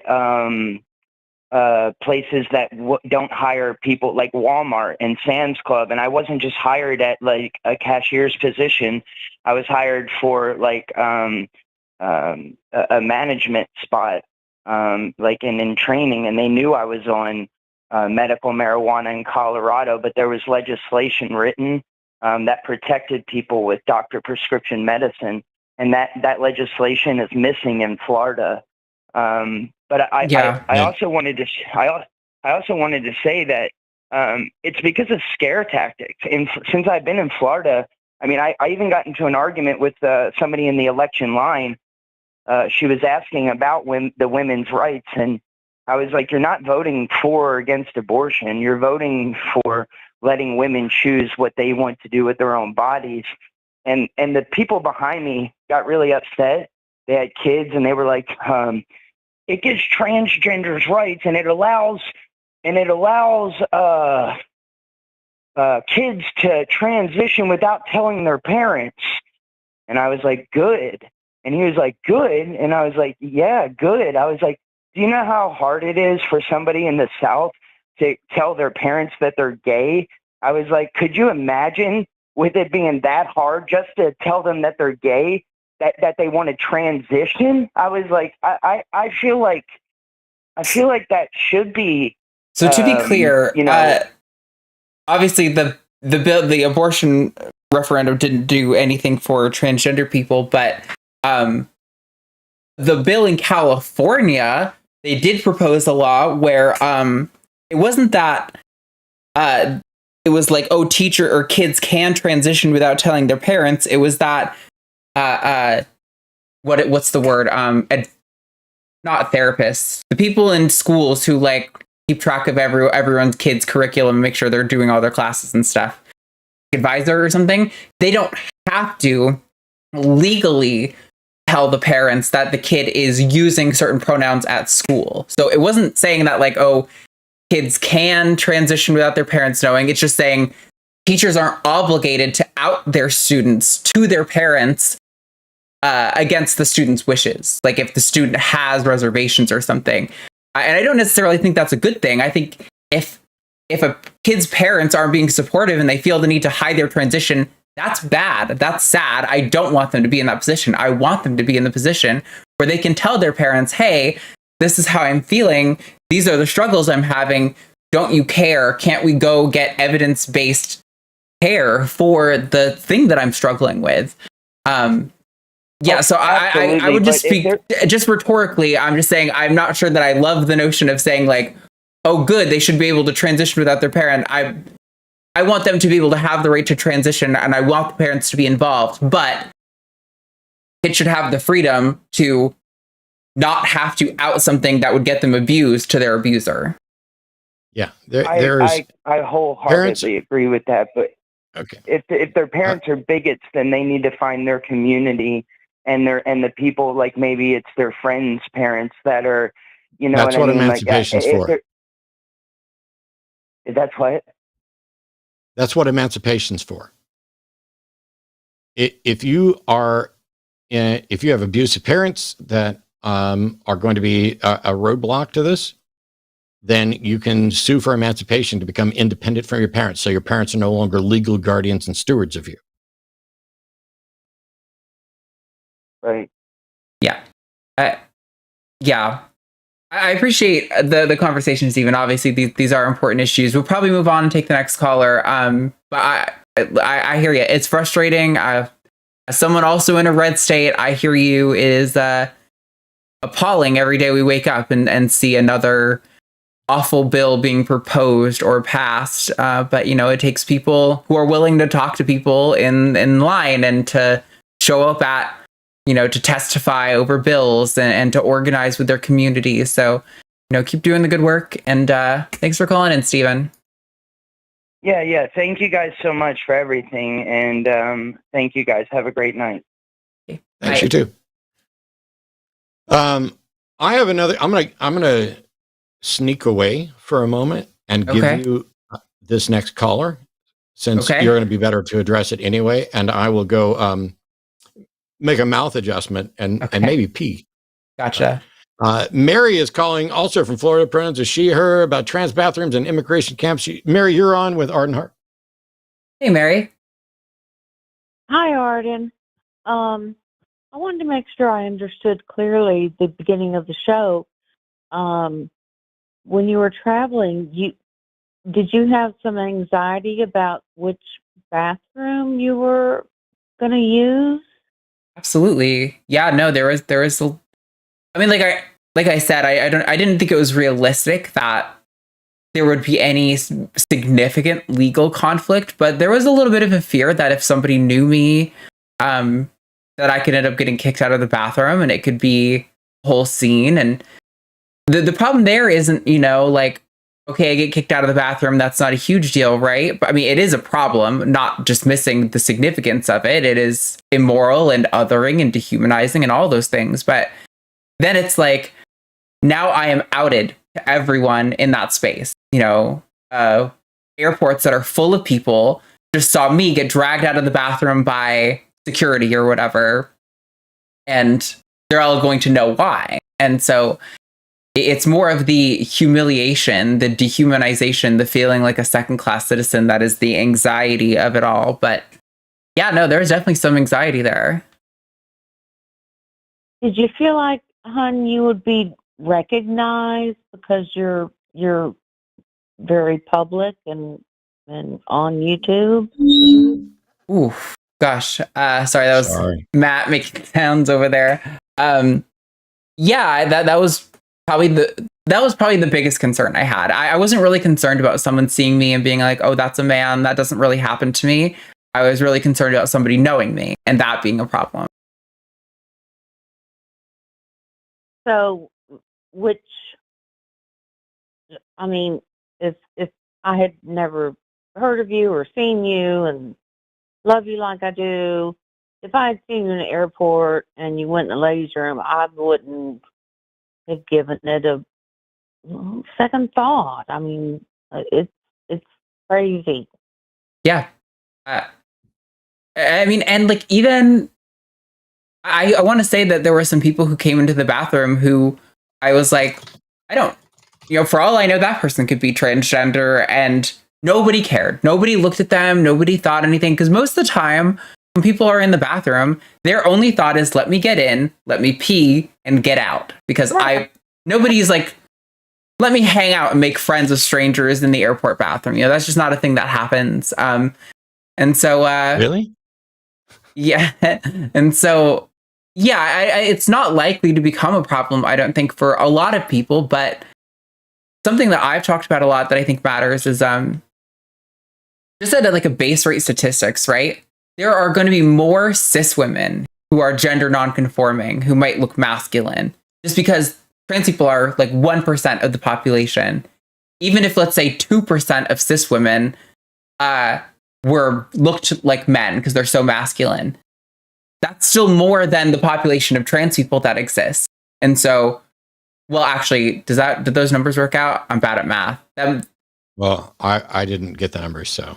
Okay. Oh, either way, generally speaking, anti-trans laws get applied to masculine-looking cisgender women more often than they get applied to trans people. And in several of the states where these laws have been passed, even for several years, there hasn't been like a single case that has come about as a result of somebody being in the wrong bathroom. So it's like these laws are just meant to make people like me feel intimidated, to feel like there's a risk when I go to the bathroom and that maybe I'd be better off just holding it. And trans people actually get higher rates of UTIs because we are often forced to hold our pee for longer because there are restrictions on our access to the bathroom. There's like a pee privilege, you know, like, should I make sure I stop drinking water before I get on the first flight in the morning? That way I don't have to pee by the time I'm in North Carolina, that kind of thing. Like, those things don't go through other people's heads, but I was thinking about it.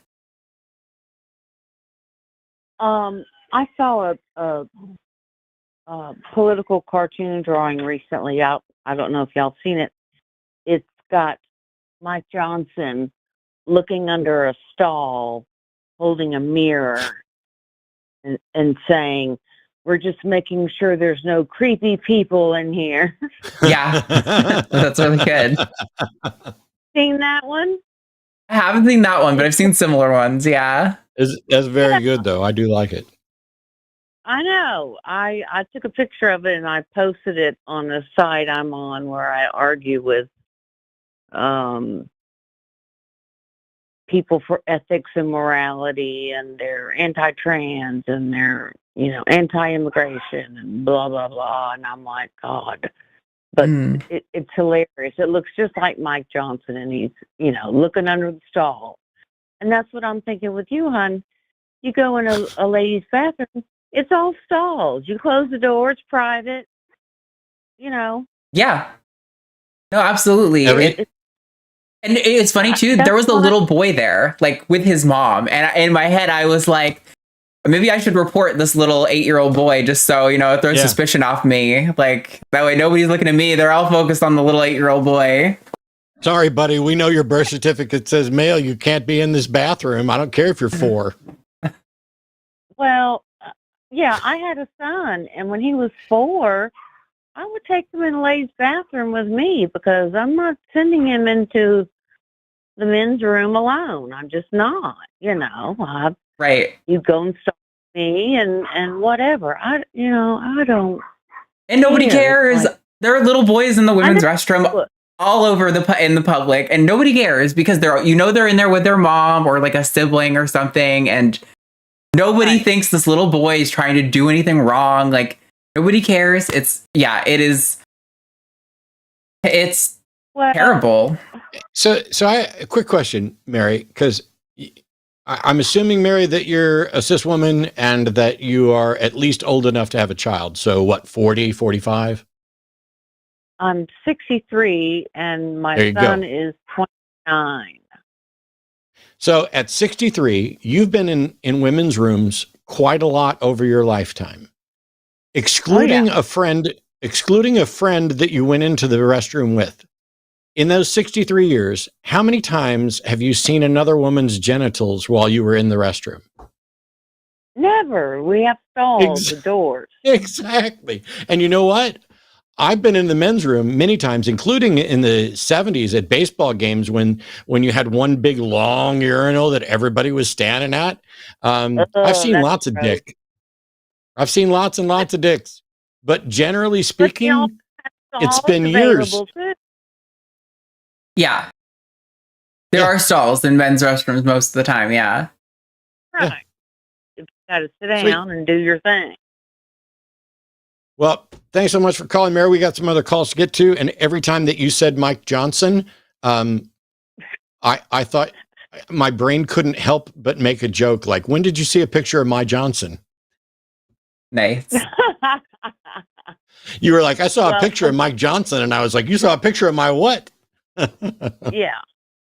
Not but in the bathroom, also the immigration thing, just real quick. If he Yeah. takes away immigrants that are harvesting food, there's going to be a food shortage and grocery prices will go up. Does Yep. Trump, is he so fucking stupid he doesn't know that? I mean, Yes. come Yes. on. Exactly. Yes, he is too stupid to understand that. And that then we'll have to ship more food from Mexico and Canada, which will all receive a minimum 25% tariff. So, yeah, the notion that voting for Trump helps save you money is just, it's not true. It's not going to be true. And we're still going to have the natural, like, 2.5-3% inflation that is like the standard ideal expected that is happening all the time, because prices don't go down for no reason. Yeah, so it's quickly, I don't know how he fucking won. I think a lot of Kamala voters, which I voted for Kamala Harris, I think a lot of Harris voters thought she was going to win by a landslide, and they just didn't show up. That's just my conspiracy theory. I don't know. I don't think that's a conspiracy. I think there's good reason to see that there was weaker turnout from Kamala. It's not quite as bad as we initially thought. As the final tallies have come in, it's actually gotten a lot closer. But yeah, I mean, it really came down to a few counties in 3 states had very, very narrow margins, especially in the congressional seats. And this is why we were doing so much to talk about, the importance of getting out to vote. And like, I get it. Like the genocide was on the ballot for me too. And I understand why so many, that was like a sticking point for them. But it's just unfortunate that now Trump is saying that if, the hostages aren't released by Hamas by the time Inauguration Day happens, there will be hell to pay, which presumably means what he's already threatened and, finishing the job and presumably flattening the entirety of the Gaza Strip. So it's bad times, it's very scary, but yeah. Stay safe, Arden, baby. Stay safe, darling. Thanks, Mary. You too. Thanks so much, Mary. We're going to move on now. I look forward to talking to you next time. All right. Bye. Mary. And every time Mary calls, some other song enters my head and all kinds of stuff. I'm going to close the lines probably. Yeah. You could probably, we're almost at 2 hours. We could take the rest of these calls and then wrap up. Yeah, there's 4 calls left. So D, Gabriel, Rowan, and Adolfo, y'all hang on the line if you can hear me, because we're coming to all 4 of you. And then we'll read Super Chats after that's over. I don't have the current schedule up in front of me. Yeah, I have the one from the Sunday show, but we know that some of those things didn't actually happen. So Arden and I, we're doing a Reptile Expo here in Austin this weekend. So we'll be home, but we'll also be, if you're in the Austin area and you're interested at all in reptiles, look up HERPS, HERPS, Reptile Expo in Austin / Leander. That's this weekend. We'll be there if you want to drop by and say hello. We may not both be there at the same time, but and then I just realized, what's that? Yeah. I was going to say I have the schedule up so I could go for it, because I clearly am not doing the Sunday show at 2. No. So tomorrow it is going to be Dr. Ben and I on TACIS at 2 p.m. Central Time. At the 2 p.m. show, it's going to be Forrest Valkai with an unconfirmed second. We will be back in time for Matt to do the late show. He's not on the schedule, but I did tell Jimmy this, and I'm just going to assume that Matt's going to be on that one. On Monday, on the 9th, it'll be Forrest hosting a Skeptalk at 6 p.m. Central. While we get to have lunch with somebody. Yes. And then she should be back in time for the Tuesday show of Chewed Gum. She's on the schedule, so I hope she's planning to be back in time. But if not, it won't get canceled this time because when I'm around, shows don't get canceled; they get rescheduled and shifted around. So, just ragging on Jimmy a little bit for failing on his production duties. Yeah. I'm just was acknowledging that I've got a theist caller that wants to ask me a question. Okay. We did have presumably Eric, Skeptics and Scoundrels scheduled to be here next week, but it hasn't been confirmed yet. So that is the week of schedules. Proceed. Sweet. So if you're calling in from the web client, as Gabriel is, you may have to tap your phone to wake it up. If you're on your phone, you may have to tap the browser after you tap your phone. But Gabriel's calling from DC and wants to know if I have evidence that God doesn't exist. So how you doing, Gabriel? Hi, Matt. How are you? Can you hear me well? Yep, you're fine. Hi. Yeah. So first time calling, so I'm a bit nervous. So if I make a fool out of myself, I apologize in advance. So sorry. I do it every week. Go ahead. I'm sorry. I just say I do it every week. I make a fool of myself. Yeah, I've been watching you for a year, and I am like very, interested in. I like a lot what you have to say. But yeah, basically, I'm a theist, and been a Christian for pretty much my whole life. And so, question is, I wanted to ask you, and again, I know it probably sounds dumb, but I'll just say it. I wanted to ask you if you or the atheist community has evidence of a God not existing, because Which I know the Christian God, Yahweh. So. Well, you do realize that with over 1,000 denominations, there's a ton of different gods that Christians think are the Christian God.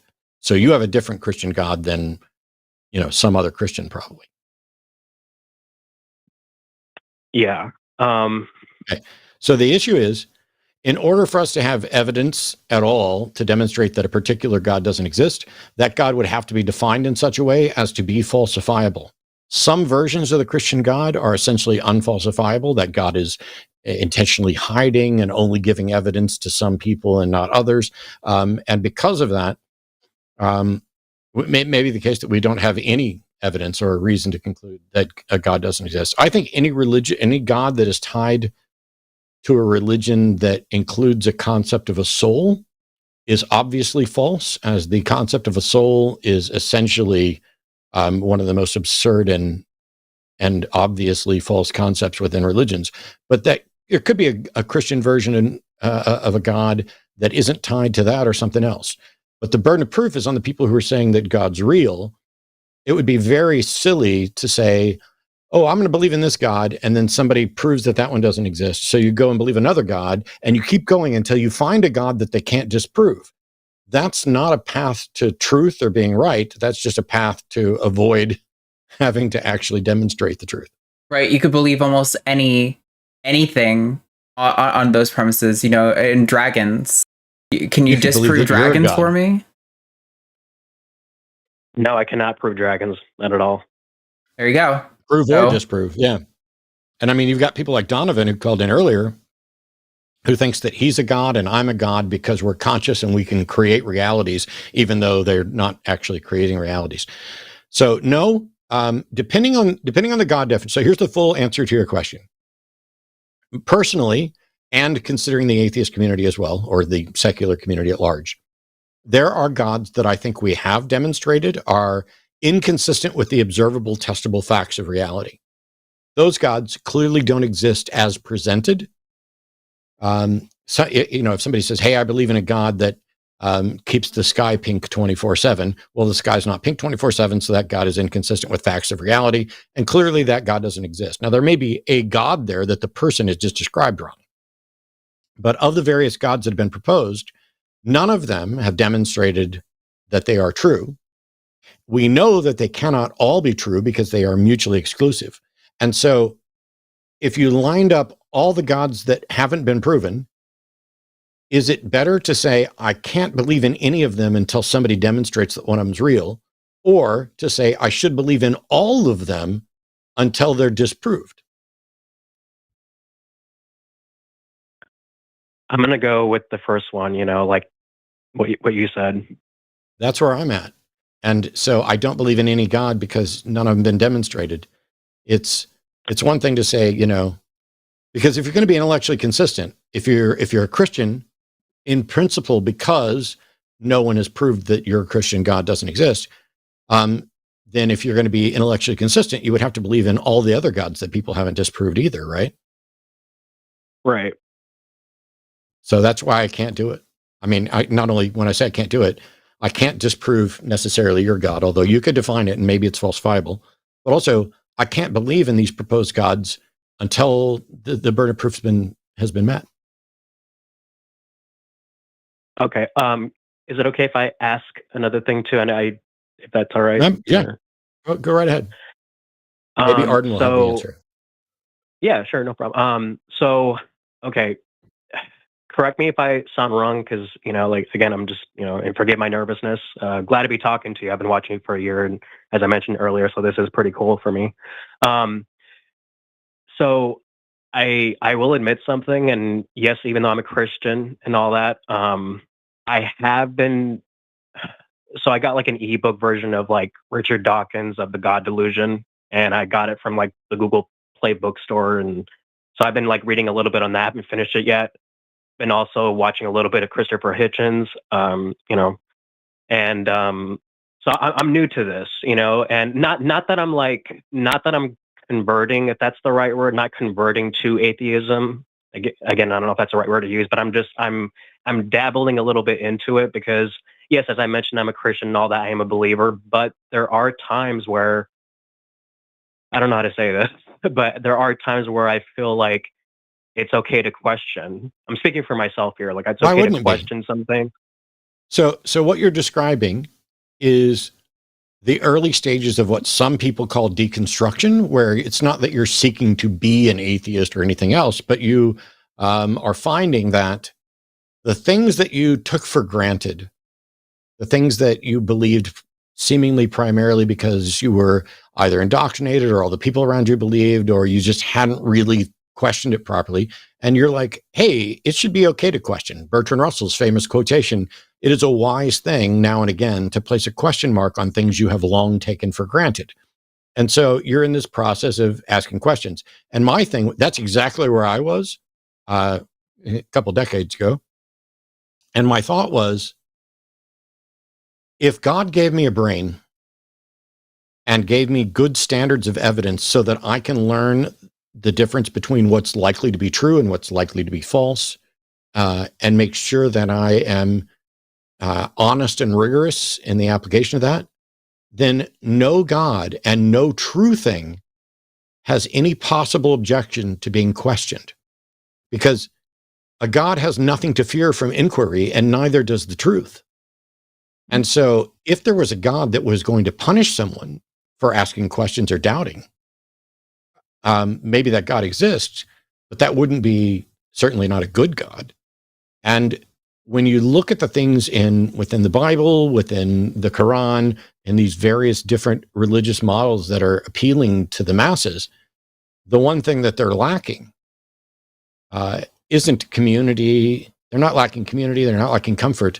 They're lacking evidence that their claims are actually true. And it seems weird to me that maybe you'll find it, but that you're a sincere believer, and God could absolutely resolve your doubts or concerns. God could absolutely provide evidence to convince you, and God could absolutely let you know what the answers to your questions are. And yet I'm going to bet that doesn't happen, because I have yet to meet anyone who's affirmed that this actually does happen in the way that we would expect. So yeah, ask away. Yeah, and I was just going to jump on that too. I agree. Like, because if I were to say to you, like, well, even if he does, I hope the sentence comes out right, but it's like, for example, if I were to tell you, and I have said this before to someone else, like, even if God does manifest or show himself to me, okay, but what about other people? If that makes sense. Like, what about other people that didn't show, himself or herself, to him or to that believer? But, you know, and I guess the other thing that I have, and, you know, apologies that I'm getting off the main question here about the proof and of God. It's the fear. And I got to be real. And I'm sure you hear this a lot too, because I've been watching your show, and you mentioned in some of your shows, because I'm always on YouTube and I'm always like, you know, checking your content. And you have mentioned that you've been doing this for 20 plus years and all. And so and I'm sure you get this a lot, but my fear is death. And like, and I'm sure I'm not the only one. It's like, okay, where am I going after that death, which none of us know, but that it's the fear that's holding me back is what I'm trying to say. It's the fear that's holding me back. You know, like what happens if, shit, I know I'm wasting your time. I'm sorry. I'm just like, I'm trying to like think No, about it. That's what we're here fine. for. And I've answered this question. I want to hear Arden's answer to this question about the fear of death and how it relates to religion and lingering doubts. I mean, I don't know if there's anything unique that I can bring, because in my personal experience, I love the notion of like oblivion. That sounds quite peaceful to me. Life is long and exhausting, man, and I can't wait for, not like I'm in a rush. Life is good. I want to continue living, but man, when it's over, like oblivion sounds like the way to go to me. But that being said, I like what Matt and others have said a lot on this channel. Like, you know, how much time do you spend wasting being exhausted about like the Muslim version of hell, or the Hindu afterlife, you know, or the consequences of the Egyptian pantheon afterlife? Like, probably not a lot, right? You spend time worrying about the afterlife of the religion in which you were raised. That to me sounds more like a result of a human brain incurring trauma from things that a little child was taught about punishments that come after life, not like a really founded fear that you like sincerely believe in. And that's why we often recommend people call Recovering from Religion. It's an organization we support a lot on this channel. We do fundraisers for them. They have like call lines where they talk to people like you, Gabriel, and they don't intend to deconvert you. Their mission is not to turn you into an atheist, but it is just to be that resource for you, to be like, hey, I'm having this fear of hell. And they can connect you with like peer support groups and other resources and things like that to help cope with what is an actually very, very common experience, that fear of hell. While it didn't hit me the way it's hit you, I know so many atheists who, and not even atheists, but like deconstructed Christians who have a similar experience to you. Yeah, I'll definitely check that out if there's like links and all that. There probably is a link in your description. Yeah. I'll check it out. Yeah. Recoveringfromreligion.org. If it's not in the description, I'll do it right now. Not only just recoveringfromreligion.org, not only do they have call lines, but they have chat services just at their website. If you want me to, I want to let you finish, but if you want me to afterwards, I think I can address why the concept of death and being dying does not bother me at all, but I want to let you finish. Oh, I want to listen to this first. This is important. I'll listen to you. Okay.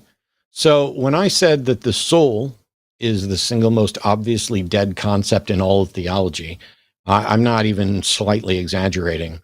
Not only is there no good evidence for a soul, but it is contraindicated by what we observe. Everything about my personality, my likes, my preferences, my memories, my decision-making, the actions that I do, the things that would be considered a sin by some God, or a vice or a virtue, depending on the model, all of those things are functions of my brain. And all of those functions of my brain, while we do not fully understand them, are physically alterable, which means if I have brain surgery or brain trauma, that can rewrite who I am. It can rewrite what I remember. It can rewrite what I prefer. It can rewrite my tendencies, my habits. Am I more prone to yelling and saying fuck, or am I more calm and peaceful? Am I more likely to be engaged in one religion's sin or vice, or am I a nicer person or a better person, or do I engage in something else? We know that all of these things can be altered by altering the brain. So the question to ask yourself is, when I alter someone's brain, does that mean that the soul that I thought they had is no longer in charge? Is it no longer steering the ship? Is that soul that got saved at age 5 and was devoted to Christ, and then I have brain damage, and now I'm a godless heathen, queer, blah, blah, blah. Is that soul just still in there somewhere, but unable to drive the ship? Because if that's the case, if there's a soul in here that's not steering, then what it means is neither me nor you can tell when someone's soul is actually driving the ship. And it means that someone without a soul or without a soul steering is indistinguishable from somebody else.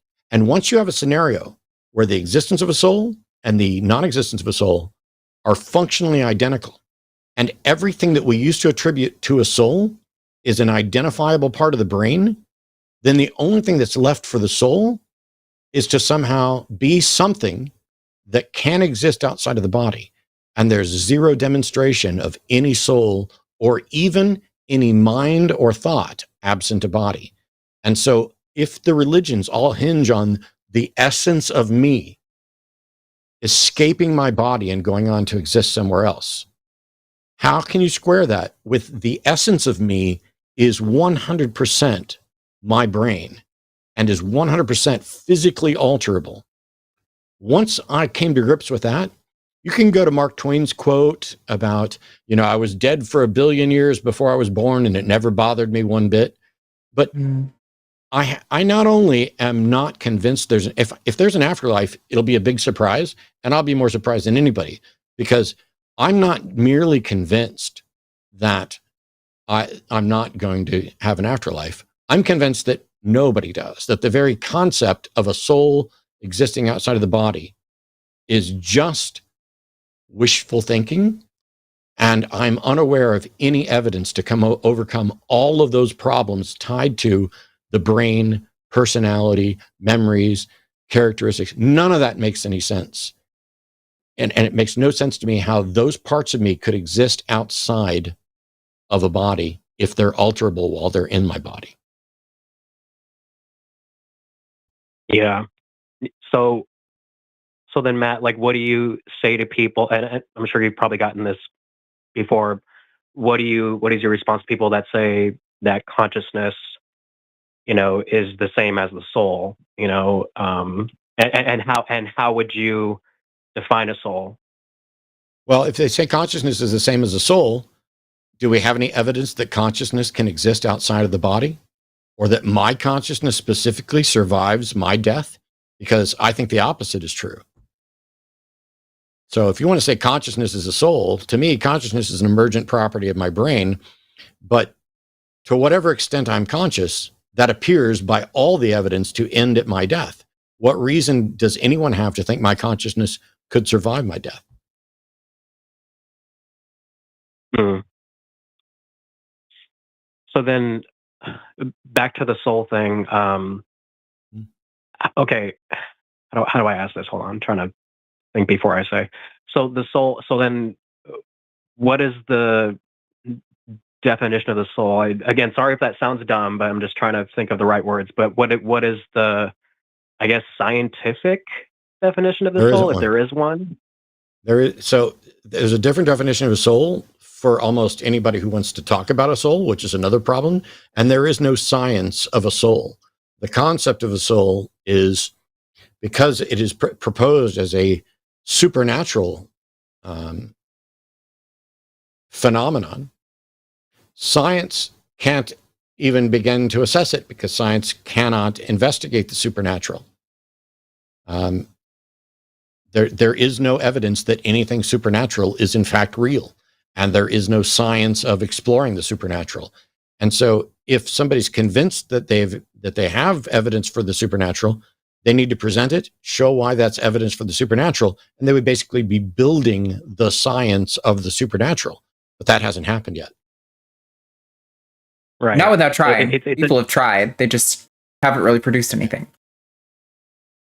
You can compare that with the same thing with the UFO phenomenon. I'm not trying to change subjects here. I want to stay on the main question that I was asking. But you can basically say the same thing for the UFO phenomenon or UAPs that's going on around, right? Yes, I'm not convinced that we have sufficient evidence to conclude that UAPs are the alien things that people speculate. The unidentified in both of them is the key thing there. And what that is the humble acknowledgement that while we have some types of observations, we are not in a position where we can draw reasonable conclusions about them. The difference is that, people run around and I've heard people tell me the ghost stories. I've had people in my family tell me about how after so-and-so died, I was asleep and their ghost came and sat down on the bed. And when I woke up, there was a butt print in the bed. So I know they were really there. And I'm like, that's a cool story. However, if you're asleep, you're already in a position where everything that you see and interact with and the conclusions you make are suspect at best. But it could be the case that somebody came in and sat down on your bed while you were sleeping, your parents, and left that butt print. And in your sleepy state, you just assumed that it was, Aunt Josephine or Grandma, whoever. The amount, the quality and quantity of evidence that would be needed to confirm something like that is still unknown, because we do not know how to confirm the supernatural. And as long as we're in that position, it's all just speculation, and it's probably bad speculation, because there are billions of people who are living their life absolutely convinced that their speculation is in fact true, and mostly because other people around them believe it as well. Yeah, totally. I agree with that part. So, well, I think we've given you some stuff to think about, and I appreciate the call. Yeah, and there's a link to Recovering from Religion in the description now that's active. So I would definitely recommend checking it out and seeing if any of their resources sound useful to you. Yeah, thank you guys so much for answering, and thank you for the information. I really appreciate it, and I'll click on that link right now. Awesome. Absolutely. Good luck, Gabriel. Thanks, Gabriel. Call us back with an update. Yeah. Literally, we're both like, yes, call us back. We'd love to have more thoughts and with people, and it's one thing if Gabriel's not a great caller because there wasn't confrontation. I don't mind confrontation. I just want that confrontation to be honest and for there to be thought and listening going on. Yeah. Gabriel was a great caller because even if Gabriel stays a Christian, I suspect that Gabriel will stay a Christian if and only if he finds better reasons. And that means that Gabriel can call back with those better reasons. And then Arden and I, if they're compelling reasons, can also share that belief. And if we find reason to not believe those, we can have another conversation with Gabriel. Yeah, Gabriel seems like an honest caller. And by the way, when we say that, I see people in the chat who I think are maybe new to these kinds of conversations and don't always know what we're talking about. It's not about lying. It's about intellectual honesty. It's about when we ask you a question like, do you spend time worrying about other hells? Or for example, earlier, the first caller, Donovan, right? We were asking him, what is your evidence? And he would say, well, I have a mind and you have a mind. That's not intellectually honest because you aren't answering the question. You are just saying other things to try to feel like you're answering the question. That's what we're talking about with honesty and dishonesty in those contexts. I also love the chats going crazy over ghost butts. It's a story. It's a family member that I remember told me that story or a version of that story. And it stuck with me because at the time I was still a God believer, but I didn't believe that ghosts were real. And I didn't believe that the spirits of our loved ones could visit us. They were in heaven or hell. And there is no escape from either and no interaction from either. And why would they want to? If you're in heaven, there's this notion in some religions of the people who are up in heaven going, ooh, let's watch.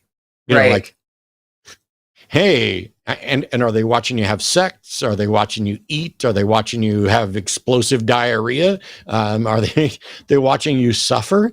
How can they watch you suffer and not be sad? There's no sadness in heaven. If there's no sadness in heaven, how could you look down and even see general happiness and not feel sad that they're not perfectly happy? The notion, this is something that I should have maybe mentioned to Gabriel, is my argument about how my mom is not going to be in heaven. My mom is a devout believer who is convinced that she is going to heaven, and she is convinced that I'm going to hell. Those two things cannot both be true if there's no such thing as sadness in heaven, because my mom could never know that I'm in hell and not be sad about it. Unless you turn my mom into somebody else, in which case that's fine. You have some facsimile, some doppelganger that's loosely modeled on my mom, but it's not my mom. Yep. Because my mom could not avoid being sad that I'm in hell. That was actually one of the first things that started to break my, like I've said many times, I don't really remember a lot of having strong God beliefs, but I do remember being in, I think, 3rd or 4th grade. And my friend, who was a pastor's son, mentioned that in heaven, there is no sadness, that we're always happy. And I remember that same day, I was told that my dad was going to hell and that we could watch our loved ones from heaven. And I was like, wait, so I'm going to be watching my dad in hell and be happy about it?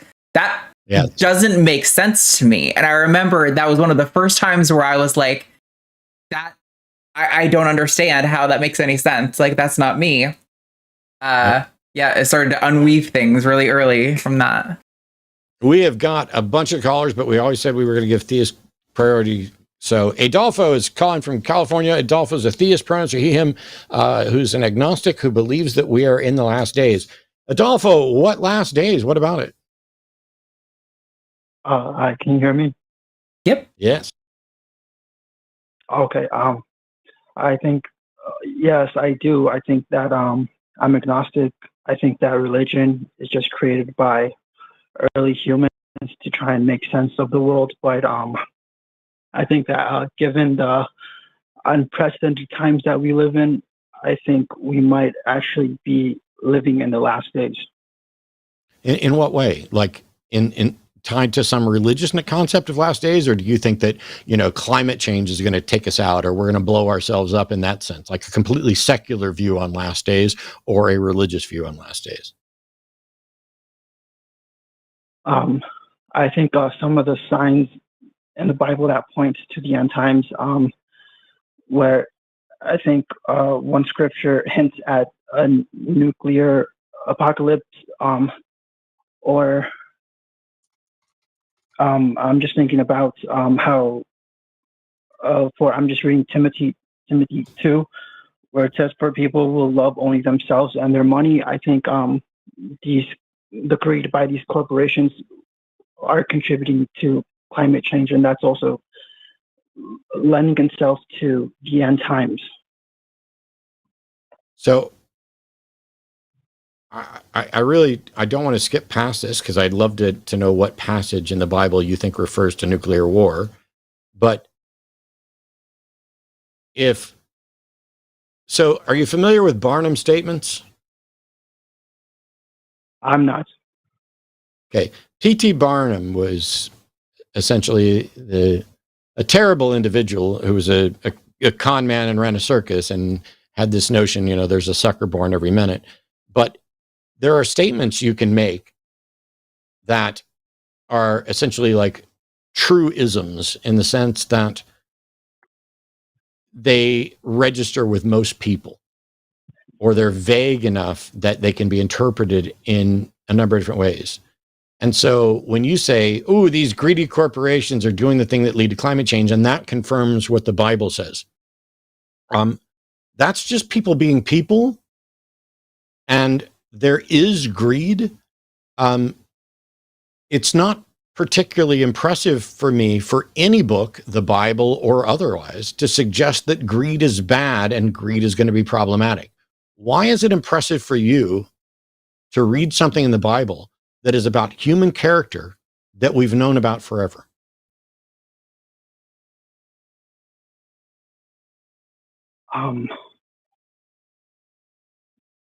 Well, I'm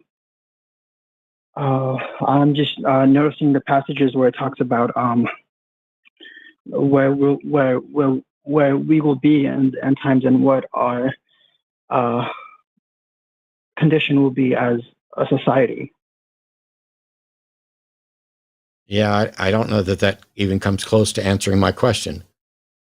My question was, why are you finding it impressive when the Bible mentions things that we already know about the human condition? Like, do you have an example? Give me something that the Bible says and why you think it's coming true and why that's impressive.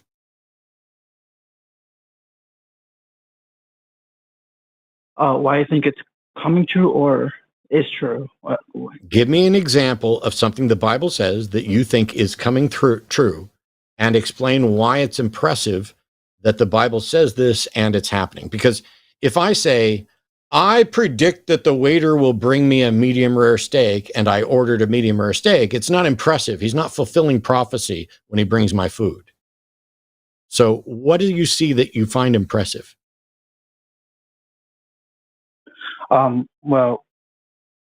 Revelation 8 talks about how a star fell from heaven and it fell on the third of the rivers. No star has ever fallen from heaven. No star has ever fallen from heaven, and no star is close enough to us to, I mean, if our star explodes, we're screwed, but it's not going to fall from heaven.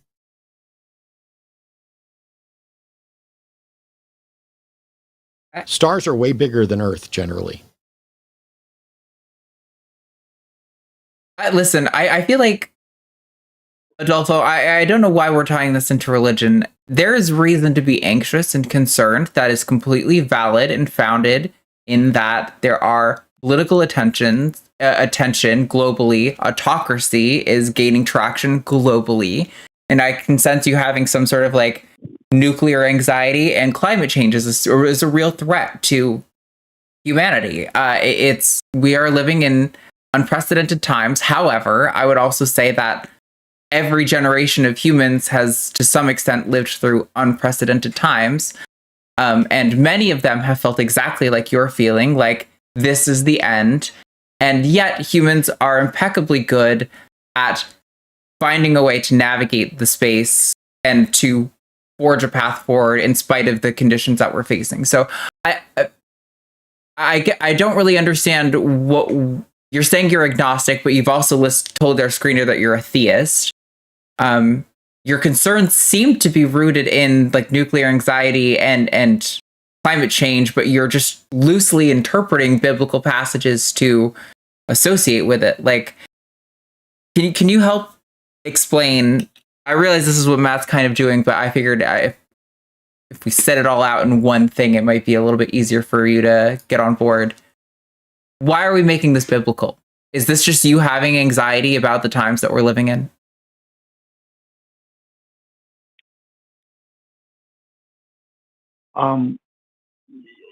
Yes, I do. I think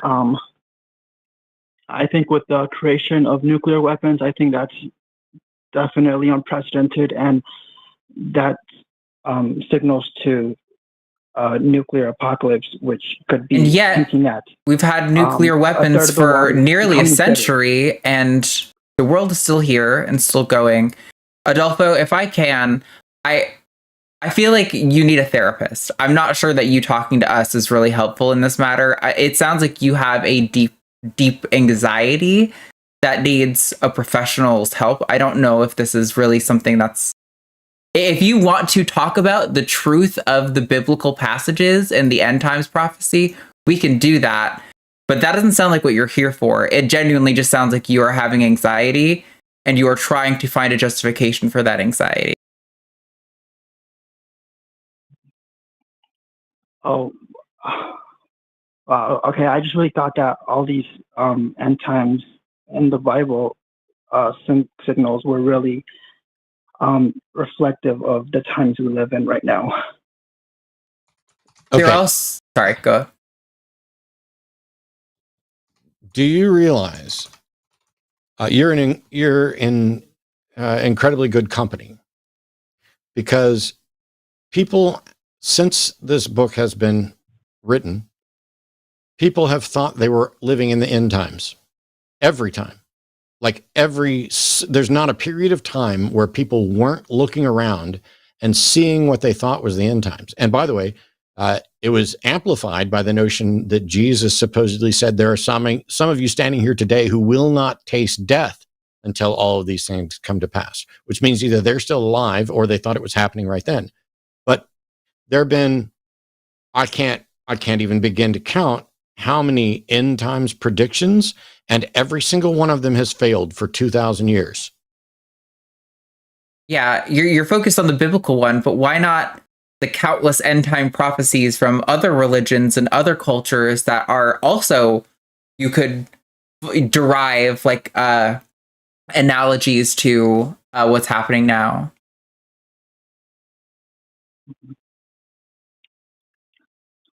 I haven't really looked into those. Yeah. See, in 2011, I was in California because Harold Camping had failed in his predictions about the end times several times before, and had announced that this time on October 21st, 2011, that was going to be the day. Or maybe it was the 21st of May was the spiritual judgment. Yes. And that the actual judgment would take place on the 21st of October. He was wrong.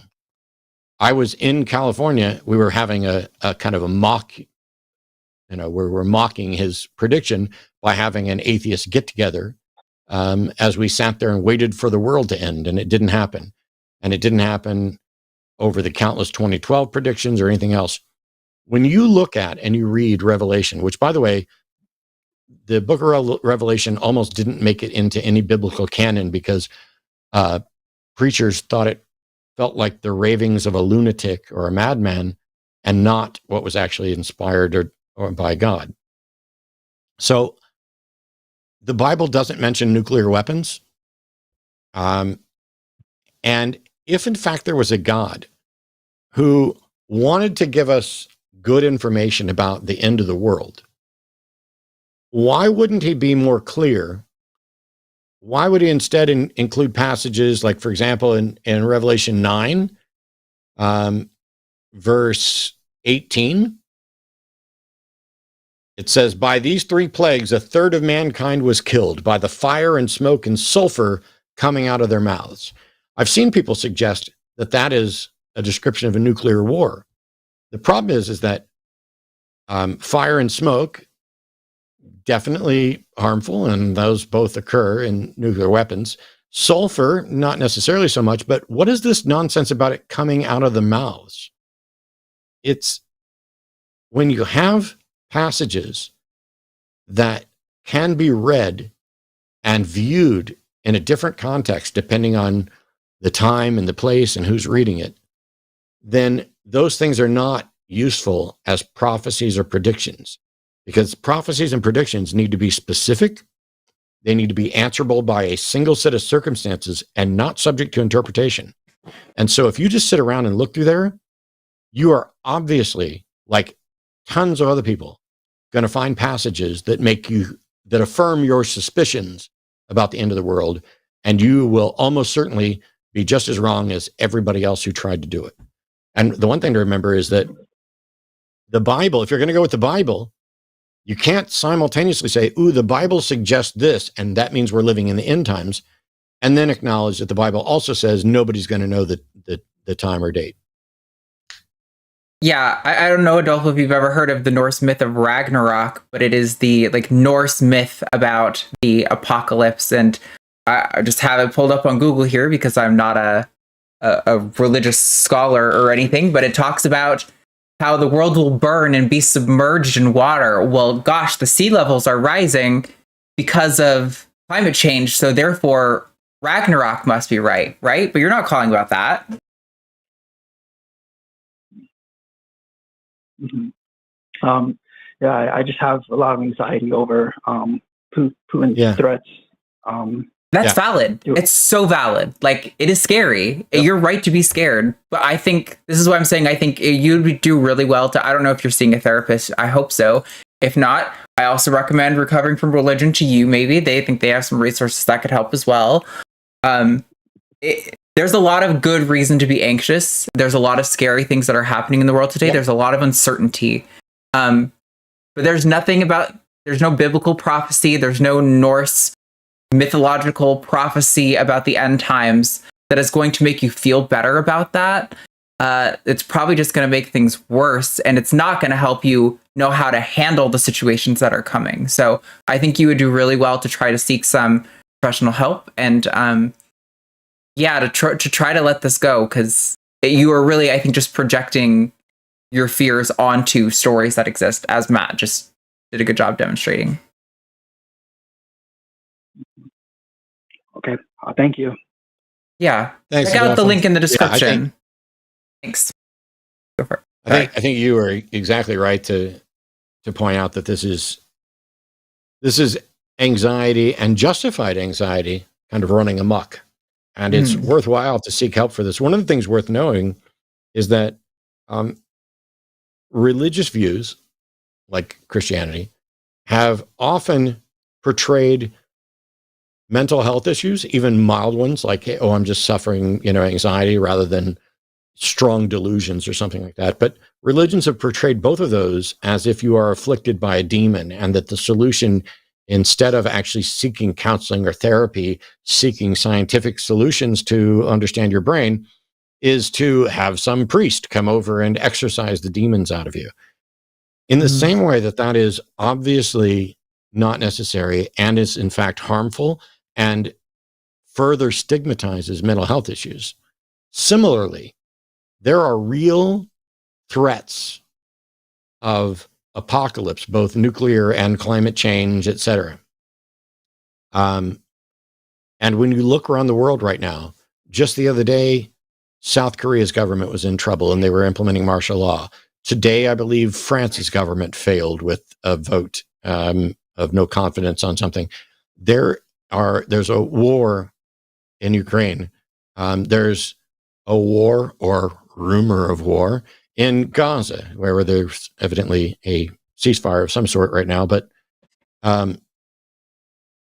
it doesn't matter if it was in the Bible or not. What matters is what's real. If it turns out something was real, and the Bible could be viewed as predicting it, but it did nothing to help stop it, it did nothing to help prevent it, then the Bible was just as useless in the instance where the apocalypse occurs as it was all the times where the apocalypse did not occur. And if there's a God up there who really wanted to give us an important message about the end of the world, I'm pretty sure that he can just show up and do that and not make it ambiguous. Yeah. Yeah, I mean, Ragnarok was the first one that came to mind because I think it's very kind of similar to Revelation, but I think there are probably some other myths Kat could probably recommend that are also similar, that, it's always curious how the myths that we cling to project our anxieties upon are always the ones that are the most prominent in the countries in which we are born and raised. Well, we've got 4 callers to get to, and Dee's been on hold for over 2 hours. So Dee, thank you for your incredible patience. Dee's a secular Buddhist, pronouns are she, they. And you have a question for, I'm going to say it's for Arden, but it's actually for the line too. So welcome, Dee. Yeah. Hi, thank you. Nice to talk to you again, Matt. And I'm so glad to talk to you, Arden. Been wanting to for ages. Thanks for calling in. So why don't you give us your topic? I see what you've written here, but break it down for us. Okay, so Project 2025, among the many intentions, is they plan to criminalize pornography. And this is more than just taking away your brother's booby magazines. Okay. They can expand that definition to cover almost anything. Dance, art, literature, music, and I'm just wondering if you guys have been thinking about this and if you're making plans to, protect yourselves, protect your content. Yeah, I mean, we're definitely. What can we do? I mean, really. I think, unfortunately, we are the little people, and I think it's naive to think that, if we were to delete this video or that video, that would spare us if the worst of those outcomes came. Now, I will say, one of the few elements of Project 2025 that Trump was forced to kind of come out. Actually, maybe I'm making this up. I could swear that he directly responded to the accusation about porn at some point, but maybe I'm spreading misinformation. So somebody double check me on that. I'm not convinced. There are parts of Project 2025 that I think have no chance of holding water and that aren't going to go through. I suspect the pornography element is one of those, to be honest, because as somebody who used to be in the industry, let me tell you, the majority of my clients were conservative leaning and unafraid to explain that part of themselves. And so I know what you mean. I mean, they've talked about, they've defined pornography at one part in Project 2025 very early on as like the transgender something, the transgender, I don't know. They said being transgender was essentially pornographic somehow. So they could, in theory, deem the Transatlantic Call-In show on Thursdays at 2 p.m. Central as being pornographic and therefore criminal. I don't think it's realistic that that's going to happen, or if it does happen, that there won't be time for us to take steps to address it. But we don't have like a detailed plan of action per se. But it's been talked about. We have thoughts. We're all aware that is a possibility and that there will need to be potentially some sort of action. Yeah, I mean, it's scary and terrifying, and I wouldn't put anything completely past them. But I think it's important to be like watchfully waiting, to be attentive to the things that could be, kind of like when we were having COVID, we're like, don't be dramatic, don't be excessive, but be careful and pay attention to what's going on. Right. Exactly. No, I have no intention of removing any of my content.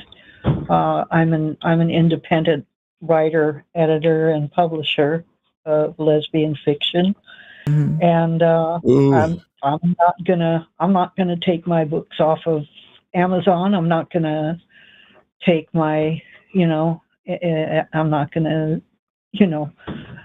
unsubscribe from any of the groups or anything that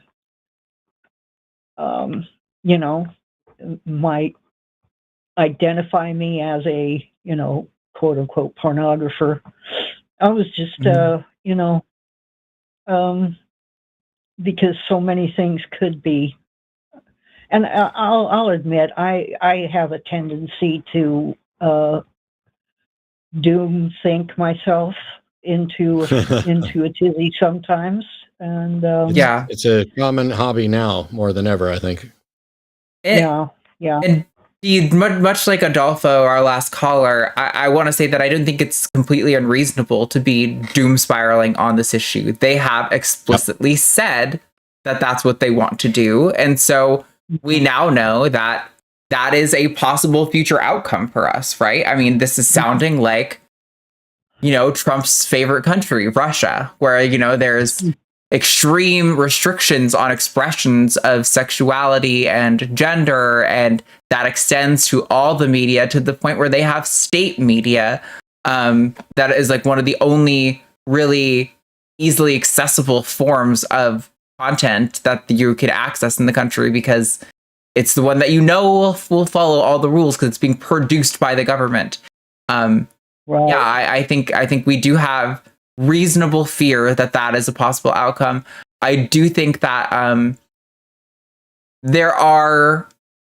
we've already seen this, right? Like, they have been struggling to get some of their nominees through because, like, even Lindsey Graham, a Trump sycophant, had reservations about Pete Hegseth.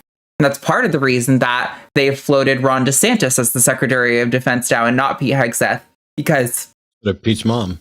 Right, because there's a number of even Republicans who think that is too much. And so I do think there are sufficient guide rails that I don't think we're going to completely become Russia, is all I'm saying.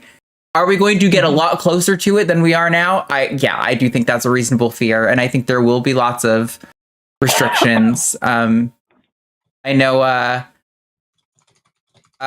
Sorry, actually, I'm gonna park that thought because it's actually I haven't fact checked it. So it's actually partly worse than that, because we all know they're never going to be able to get rid of pornography, and I'm not even convinced that that's their goal, because, for example, I can't watch Pornhub in Texas unless I launch a VPN in order to get around it, because they use my IP address to figure out I'm in Texas, and they want age verification to watch that. But that's just a couple of different porn networks. There are plenty of other sites, especially sites that aren't controlled, that aren't resident in the U.S., where Texas can't do anything about it. And so the only solution then would be to make the United States completely isolationist and do the same thing to us with regard to internet access as China, where the state now controls what you have access to. That is, I mean, absurd, and yet not outside the realm of possibility. And the only way they can implement this isn't about shutting down porn. This is about limiting specific freedoms of United States citizens in order to exercise control. Exactly. Yeah. I think the benefit, D, is that there have been people who have gone through similar autocracies in the recent past that we can look to. And I'm sure there is going to be some great literature coming out from people who have endured that we can turn to kind of get a reference for how we navigate the space. Like, is it Venezuela that had Maduro? That they kind of recently... Yes, they recently, he was claiming he won the election and the U.S. was supporting the opposition candidate, Gonzalez, I think. There are several other countries that have had similar experiences that have gotten out of it. And I think we can look to those people probably to a certain extent to at least say, like, how do we approach this? Like, the leftists in those countries, many of them probably did get arrested or suppressed, but not all of them did. And how did they navigate, the ones who didn't, how did they navigate that? I think we should look to those, stories. Obviously, the US is a very different country. We are the richest country. We are a massive country in land size. So the responses aren't all going to be the same, but yeah, I think, again, you're not crazy. If that's what you're looking for, you're not crazy for fearing that that's a possible outcome. I don't think it's probably going to go there. You won't go that far. That makes sense. That does make sense. And I wanted to comment too on your experience at the airport, Arden. I sympathize. I really do. I kind of have a perspective from the other side.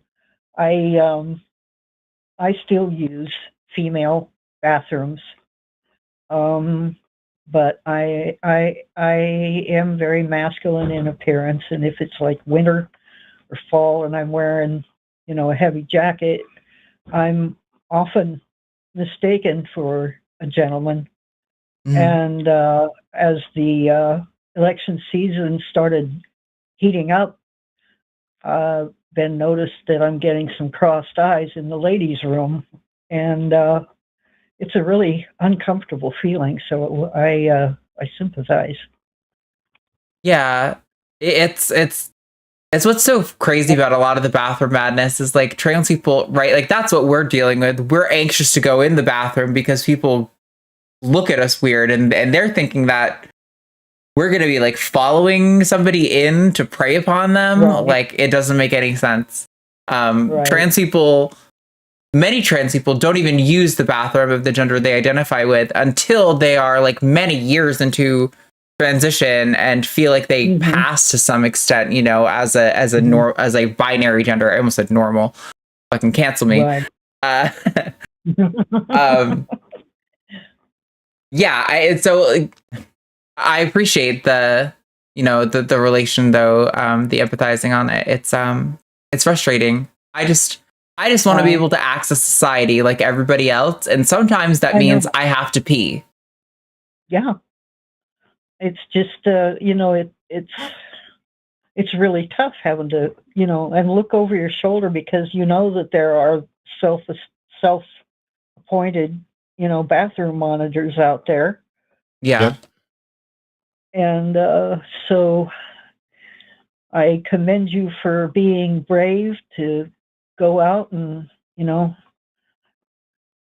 do what you got to do. Yeah. Well, thanks so much. Thanks so much, Dee. And, good luck. Keep writing filthy stories that are, well, I'm assuming they're filthy. If they're not filthy, think about making them filthier, just as out of spite. They're spicy. Oh, and Matt, I wanted to tell you, I just joined your Patreon. So thank you for all you do. Well, I'm really Dee sorry is now my favorite person. I'm so sorry that things ended badly for you. I actually didn't know anything about that until very recently. So I'm glad you're still chugging away and doing well. So you both of you are in my heart. Yeah, I gotcha. Thanks a lot, you two. You have a good evening. Thank you, Dee. Thank you, Dee. That's incredibly kind. I appreciate it. Yeah, well, that's nice. What the hell's wrong with the the rest of you? Why didn't the rest of you go join my Patreon like that? I mean, now is a good time. Sorry. Go on. Sorry. Are you really going to let a lesbian fiction author outdo all the rest of you and be the only one that subscribed to my Patreon today? Go subscribe to his Patreon that pays our bills. Now is also a good time to mention that you should hit like and subscribe. And also, if there is, I don't think there's any content on the merch shelf right this second. But when you see in the little corner under the video player, like little merch bits pop up, every time you click one of those, even just your click helps the algorithm boost our channel out to everyone. So if there's merch that you like there that you want to go get, definitely do that. But even just interacting with all that stuff on the channel helps us. So like and subscribe, do all those things. It really helps the channel and makes a difference in the kind of the reach we're able to do and the way we're able to impact people. The line is so close to 150,000 subscribers. I want to get there before the end of the year, and I think we can do it, but it's going to be close. We're at like 146,743 right now. So if you watch regularly and you don't subscribe, maybe consider now is a good time to hit that subscribe button. Dee, I wasn't going to say this because I didn't want to out you live on a call, but there are people in chat who are looking to find your work. If you are fine with, responding, there are people asking questions in chat. If you want to give them contact information or point them to where they can buy your work, you're free to do that. I just didn't want to put you in that position. I hear, that's your mic. There's like a background noise. All right. So we got 3 more calls and hopefully these will all go smooth as butter. Rowan, they, them's calling from Washington about debating. So welcome, Rowan. How are you? I'm good. Hi, Matt. Hi, Arden. It is a pleasure and an honor to be on the show. Hey. Thank you. Yeah, so I wanted to talk about, this all started sort of whenever I saw a little Zizek clip out of context where he talks about in order for society to, I can't remember the exact quote, but he said something along the lines of, in order for society to advance, we need a little bit of dogmatism because certain things aren't up for debate, or there's no utility in debating them. Does that sound familiar? I don't know who you're talking about. Oh, hold on. I'm going to butcher his name. Hold on. I don't know if it's going to matter. It doesn't matter. It's Slavoj Žižek. Yeah, I don't know who anyway, that is. it's okay. It's a philosopher. So my sort of understanding of like what a debate is sort of like a cooperative search for the truth, right? And in order to like engage in a debate, you sort of have to like admit to yourself that there's some room for improvement on your understanding of the subject. Maybe that's a little naive of me, but does that kind of sound like? It doesn't sound at all like. I mean, granted, I don't view debates as like WWE events, for sure. but it is not a joint effort for truth in my estimation. It is, if either person involved in debate winds up changing their position, that's fine. I've had debate opponents change their mind during the debate, but I don't see that. Oh, we're here together to explore to find the truth. No, that's not really how I view debate. I mean, that's more about scientific exploration. Yeah, I feel like that's an idealistic kind of way of thinking about it. Yeah, I think maybe my question is sort of based on a naive understanding of like what a debate should be. I guess is probably where I'm getting, because where I was getting is that like if you're not willing to like admit that there's some holes in your understanding of the subject, like if you're not willing to like compromise on like what you think to be true, then like can you actually engage in good faith? Yes. Because you're not willing to, Yes. You think so? I'm absolutely convinced of X, and I can defend it in debate. That doesn't mean that I'm necessarily right. I don't have to be open to me being wrong to defend my position. Like, I think the bodily autonomy argument is an absolute knockdown defense of someone's right to govern their own body. I mean, by definition, the only thing you can do is just reject bodily autonomy entirely. I can defend that even if I don't think there's even the slightest chance of a hope in hell that I'm wrong. The thing I think you're talking about. So I think I'm talking about debate as in like doing a public debate, engaging in front of an audience. And you seem to be talking about let's me and you sit down and discuss where we're different, and like an informal discussion. And that's not a debate in my view, but it can be. Okay. Could be, yeah. I think I would prefer that in most situations to a debate. I wouldn't. This does kind of. Oh, okay. It's a waste. It's a waste of time. It's 99% of the time. It's a waste of my time to have a one-on-one conversation that benefits nobody else. I don't ever want to spend time having a debate-like discussion unless there's some benefit to other people to see it. I see. So you think the utility in it is more like for the audience rather than the individual like searching for some kind of common ground. Yeah. Okay. Okay. 99.2%. Because out of all the debates I've done, only one time has my opponent completely changed their position during the debate. Right. And even when we're having calls to the show like this, my purpose is not. I'm always going to try to present what I think should convince the person I'm on the phone with. But they're not my target audience, because I already know from science that once they're on the call and have made a public profession of what their belief is, they are not only less likely to change their mind, they're more likely to double down in the face of evidence to the contrary. So they're not my target. The people who are watching this, who share their views, they are my target, because they're not under the spotlight. They are free to feel, to empathize and feel what should be embarrassment on behalf of the person making a terrible argument, and they can change their mind because they're not the one that's in the spotlight. Yeah, that all tracks. Now, this does kind of lead me into like another point that I wanted to discuss, which was there are probably like do you think there are some ideas that are off the table for debate that like even just by debating them, we're like offering ground on those issues? So, for example, if someone wanted to debate like the civil rights of a group, do you think that like debating? You think it's like a morally good thing to do, or do you think it cedes ground? You couldn't pay me. Well, all right, that's not true. I think that there are certain things about rights that there's no value in debating. There is value in having private discussions and teaching people, but that's not debate as we're talking about it right now.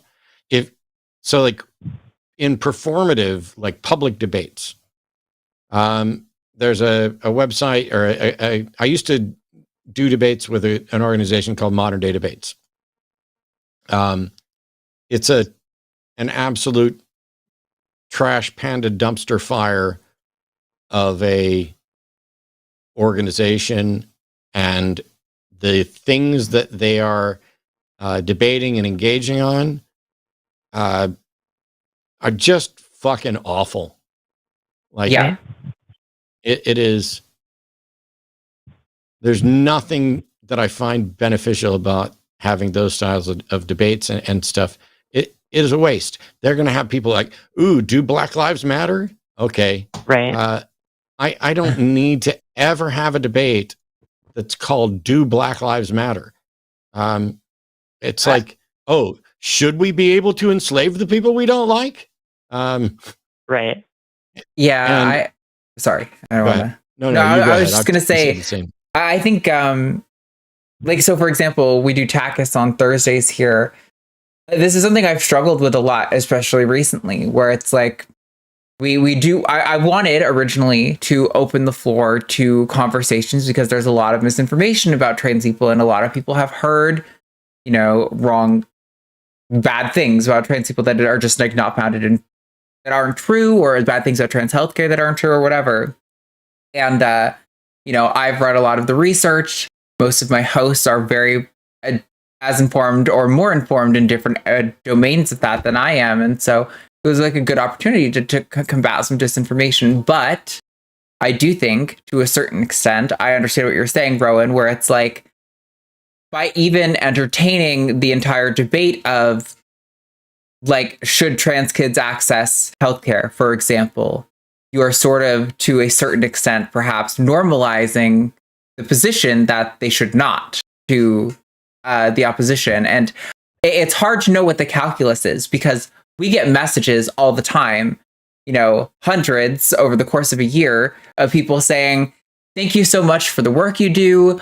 I used to think all these awful things about trans people, and now I don't think those things anymore. And I've actually like seen the good information, and now I'm like, people should have the right to access evidence-based healthcare between their doctor and their parent, whatever. I don't know exactly what the calculus is, and I've had a lot of thoughts on, should we change how we do things on TACIS? Who would we talk to if we didn't talk to people who disagree with us? Because just having a bunch of trans people talk to each other all the time doesn't sound like a particularly interesting show. Right. I don't know what the answers are. I think it's almost impossible to know exactly what the calculus is there of how many more people are you convincing to the opposition side by normalizing their position versus how many are you convincing it's wrong by showing the flaws in their logic, with like what Matt was saying, where like, I'm not, trying to convince the caller, but when 400, or how many people are watching this show live right now? 1,500. 1,500. Out of 1,500 people in the audience, let's say 1% of them change their mind. Let's say 0.5%. That is way more people probably than get moved over to the opposition side. But I don't know. I don't know. It's impossible to know the numbers and to really do a proper calculus on it. But I hear what you're saying, and I think it is a valid concern to bring up, and it's been on my mind a lot more after losing the election. Yeah, it's literally. It's funny that you called in to talk about this, because while your framing of this isn't exactly what we were talking about, where we ended up is exactly what Arden wanted to talk about on tonight's show. What are the processes, both for the left, for the line, and I'm sure I could come up with a third L to also discuss it. I'm stuck in this mode of I do have individual one-on-one discussions and air quotes debates. I'm not saying that it's not a debate if there's not a moderator and an audience. I'm saying that with or without a moderator, with or without an audience, there are some debates that are more productive than others. And so if somebody says, hey, Matt, we'd like to fly you out and we're going to pay you $500,000 to debate whether or not Black people should still be enslaved. Yeah. I would actually agree to that, because I would take the $500,000 and donate like 90% of it to Black non-believers or something like that. I mean, if you can find a way to make this terrible discussion that should be beneath all of us and make something good out of it, that's fine. The reason I stopped doing stuff with modern day debates is because it kept pairing me with people who would lie or try to change the subject of the debate. They viewed it as, ooh, I'm going to take down Dillahunty, rather than I'm going to present the best argument for my position. I'm going to see who I can reach and potentially convert. They viewed me as the end boss, which is how we started the End Boss show. And I'm not, and nobody is, and it shouldn't be about the people. If debates were what they perhaps should be, the facts would matter. But the facts don't matter as much as they should. We live in a world where, as I pointed out early on looking at statistics, people are just wrong about reality, and then they're making decisions based on them being wrong about reality. And those decisions impact all of us. I'm starting to, my throat's and my voice is going a little bit wrong. My apologies, but. Oh, it's okay.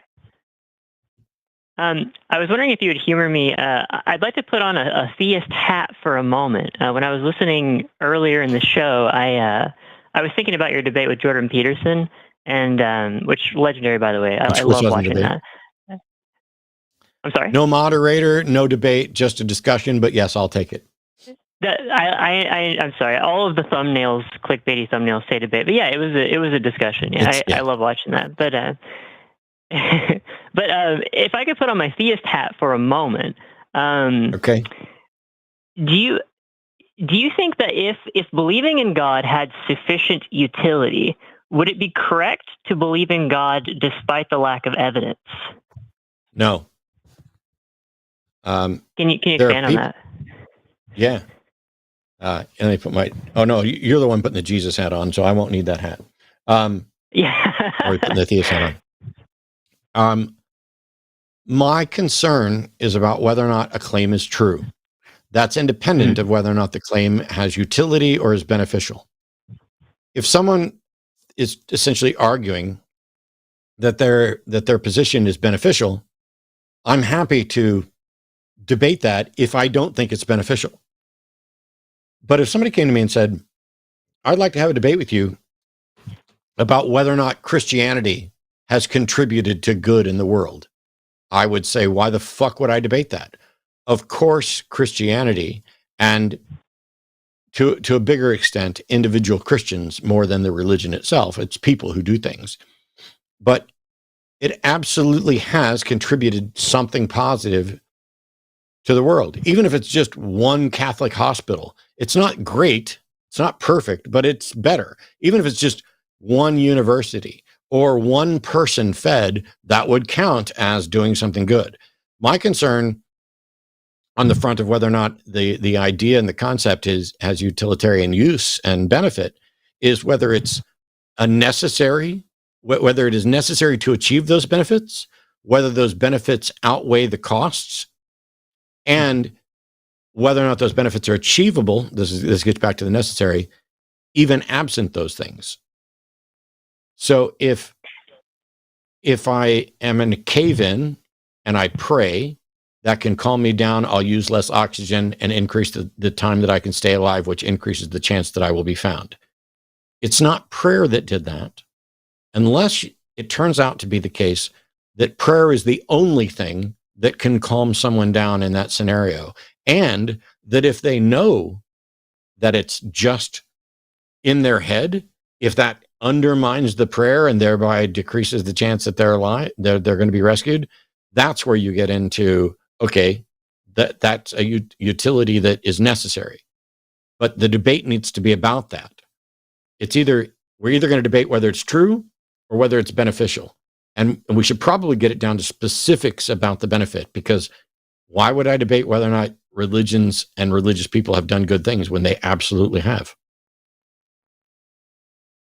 Yeah, 100%. And I think there's like a little bit of like there's a little bit of like sleight of hand that happens sometimes whenever like this is being debated, where the theist can't either because of optics or because of like personal conviction, they can't say like it doesn't matter if God exists or not. Like they have to say like if they convey that they do believe in God.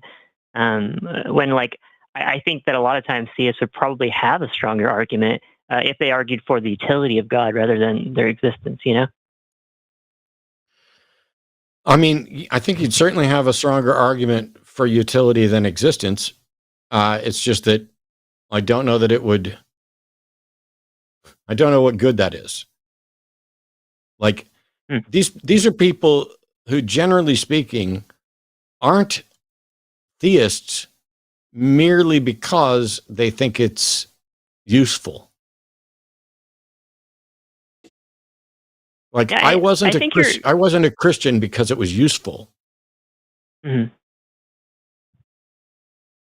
Yeah, I think I sort of arrived at this sort of argument just by like watching Jordan Peterson a lot, because and usually whenever I'm watching him, I'm watching like critiques of him and analysis of him. I'm not like a big Jordan Peterson enjoyer on his face, but it seems like the way that he talks about God, he's usually talking about like these archetypes and how it's so entrenched in society, and if we abandon it, then it would cause society to collapse or something. I don't want to put words in his mouth, but those are sort of like along the lines that I feel like he talks about. I'm sorry? I said it'd be nice if somebody would put words in his mouth, because the words he's currently spewing are usually incoherent. Salad. Yeah. He gets really lost in sort of the occult symbology, and I wish he would just talk in like common words instead of having to use all of this like really obscure occult symbology to talk about like pretty mundane concepts, right? Like, he's talking about like the Father and the Dragon of Chaos and this kind of thing, and it's just like, come on, Jordan, just say what you mean, man. He doesn't know. If he doesn't engage in you're talking about this kind of sophistry, bait and switch. Jordan Peterson is smoke and no mirrors. Yeah. There's not an ounce of reflection in that individual. It is all, let me put up a smoke screen and project about everybody else in terms, because I'm the one with the answer. And that's why he is essentially the Deepak Chopra of incels, or the patron saint of incels, because he appeals to these individuals who cannot process reality and desperately need a guru to explain it to them. And because what he says isn't particularly useful or actionable, but it feels like it's useful or actionable, he's basically creating a religion.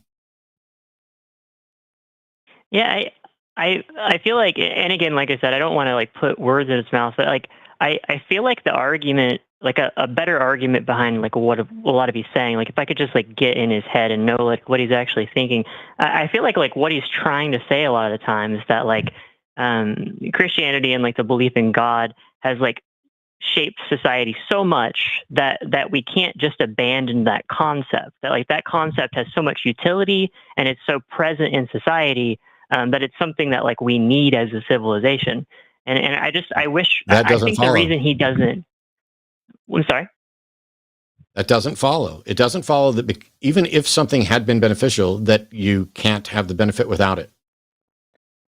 Yeah, I agree with you. I wish, I think maybe it is because it's a weak argument that he doesn't make it, but it just feels like that's the substance there. Like if I really like look closely, like that's the substance behind it. I also feel like I've seen him directly asked, like point blank on multiple occasions, like, is this what you mean? And he will always fall back on like avoiding it or dodging it or trying to indicate that he does actually believe literally for real in some capacity, but you won't articulate that. It's I think he relies on the obfuscation, the confusion. That said, Rowan, it is already a really late show, and we have 2 more callers, so we're gonna have to wrap this up. No worries. But if you want to give any last thoughts, go for it.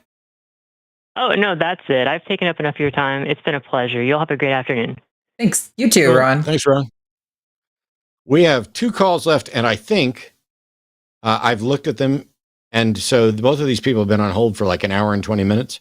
And when I look at these, on one of them, I'm like, I have no idea. So we'll take that one first. Nathaniel in New Hampshire is it pronouns are he, him. How could anyone vote for Trump over Gaza when he said he'll make things worse? I don't know, Nathaniel. Hi, how are you? Thanks for taking my call. Well, I just, everyone portrays him as this anti-war president or presidential candidate, but he's anything but that. He almost started a hot war with Iran. He said that Russia was smart and savvy when they initially invaded Ukraine. He says Netanyahu has to finish the job, whatever the hell that means. And yet people were convinced that he would be better for peace than Harris when Harris said that she was willing to negotiate a ceasefire? Yeah, I mean, I think this is the branding that the Republicans have been working on for the last few months. It was really only in the last 6 months of the election that they really started to dig down on this notion of him being an anti-war candidate. But saw a great a series of interviews. I think it was on Pod Save America of people who voted for Trump who were like third party or who were like, were independents, and they were explaining why. And it was a lot of what you're saying, this notion that Trump was anti-war. They heard he was anti-war. And I think ultimately it's really just that people felt they needed a change, and that's where they felt they could get it. It's stupid. It's wrong. It's completely divorced from reality. Your frustration and all the things you said are completely right. His entire cabinet is full of war hawks, but it doesn't matter because truth doesn't matter anymore to these voters. It is the narrative they weave, and Trump is the glorious leader who is anti-war, I guess. I wish I had better answers for you. Oh no, that's perfect. Yeah, you need to be calling in. You need to be calling into those right-wing shows and asking them, "Hey, how can you guys advocate positions like this when it's simply not true?" Because I don't know. Well, I could give you another example of just how delusional some of these people are. I work at Walmart, and I was serving this person, and he told me that Dr. Fauci is going to be executed. Well, and I said, "Yeah, I don't think he will be." And he accused me of being ill-informed. I'm like, where am I? Is this like the alternate dimension where the Superman villain Bizarro is from? I mean, where am I? Yeah, I feel your frustration. I mean, I think it's unlikely that Fauci is executed, but honestly, much like we've been saying to a lot of callers tonight, I think a lot of the things that people are anxious about are unlikely to come to pass, but these are things that people on the right have talked about, and honestly, I don't put any of it past them. I really don't know what to expect.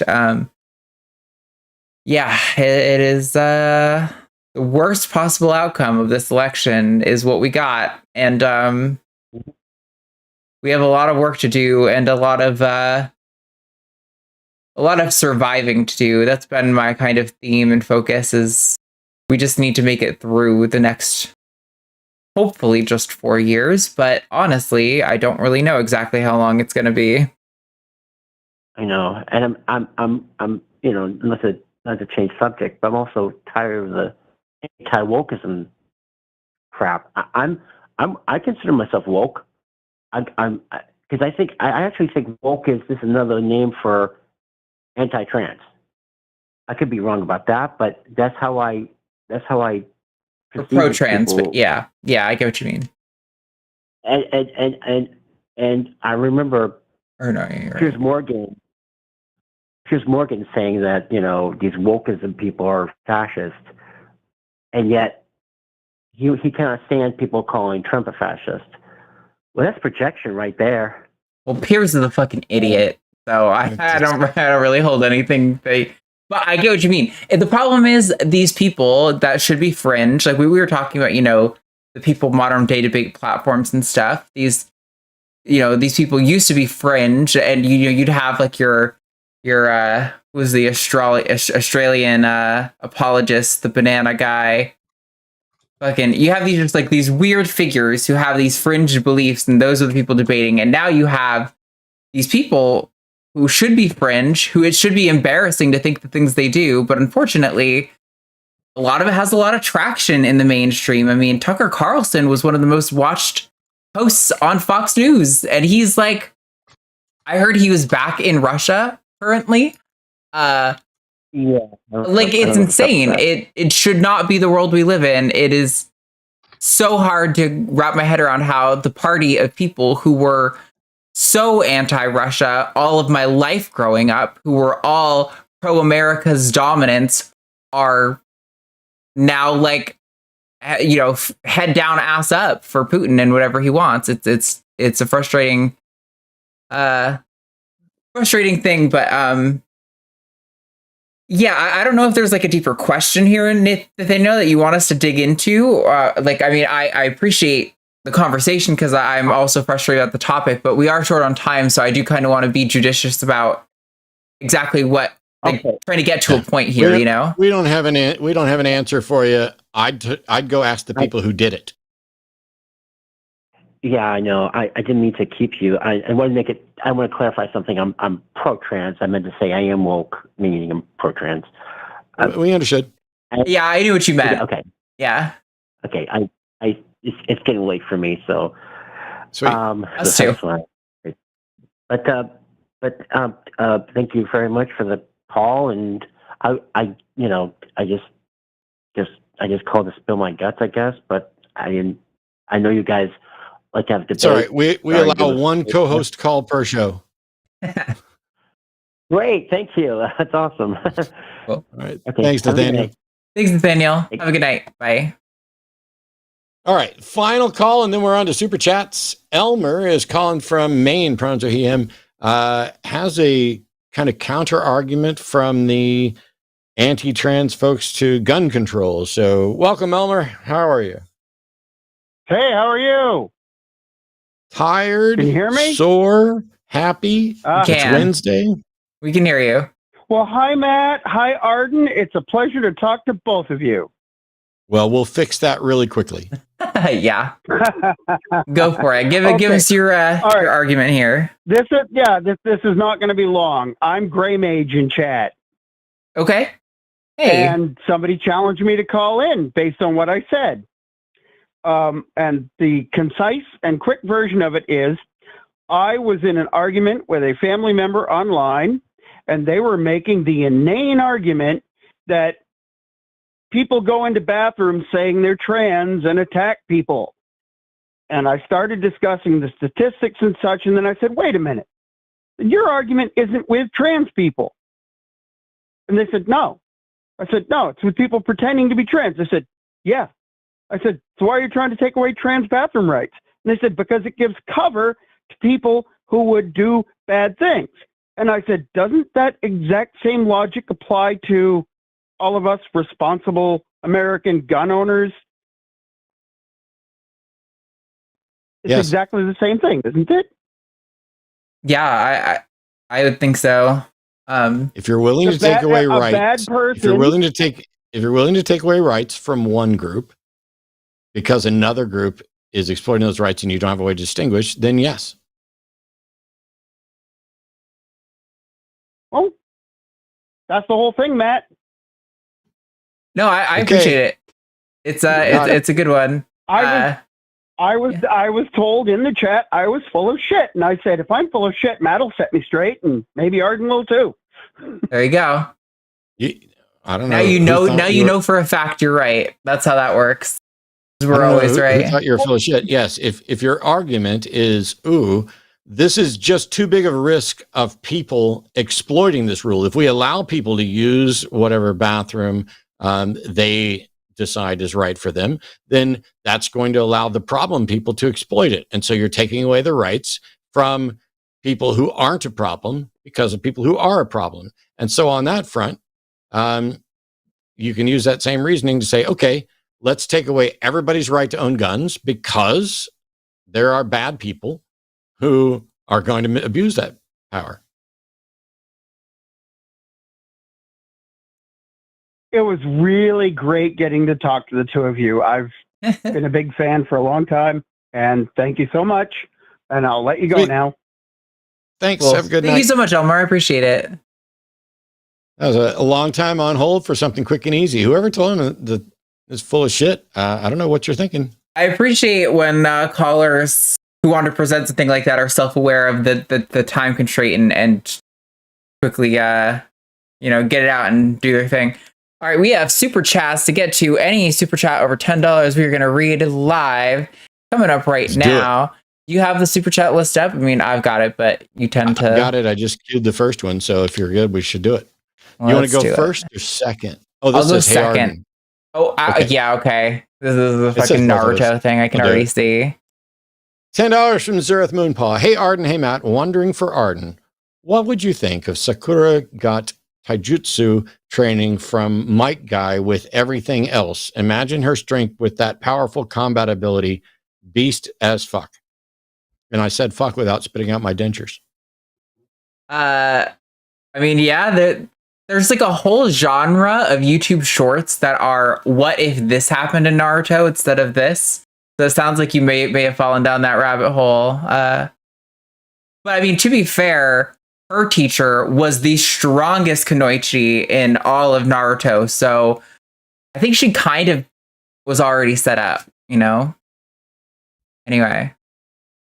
All right, everyone who has no idea. That's me. 1337 from Jesse Chappell. I love the last name Chappell, even though it's probably not a reference to Chappell Roan. I'm going to take it that way because I am obsessed. So first trans. Of all, you've got, frog, trans flag, but the donation is leet. And, yes. And sorry. I can see, right. I can see in Jesse's little avatar there that they have pink hair, green hair, yellow hair. That's awesome. I love it. Arden will tell you, although not as much as I used to be, I like cool hair. Yeah, if it's pretty, if it's styled, okay, that's one thing. But if it's weird and different, I just like cool hair. Make it a color that I haven't seen before. That I'll just be like, bam, hey, that's cool. So yeah, thank you, Jesse. Thanks, Jesse. $9.99 from Greg Markowski. How you doing, Greg? Just saw Caitlin Butts is performing in Austin on December 8th. She's fantastic, and I don't even like country music. Anyone who can go see her should. You won't be sorry. The 8th is a Sunday, isn't it?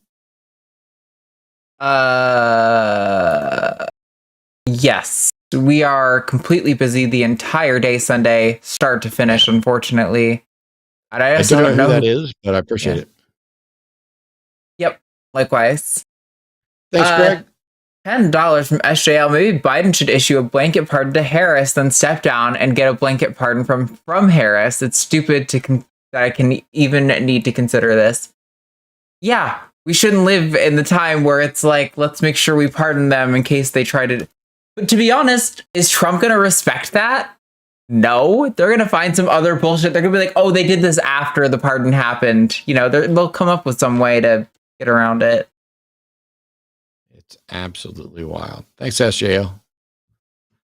$10 in alleged money from Canada, from D20. Happy birthday, Arden. You are awesome, and we love you. Yes, we do. Thank you.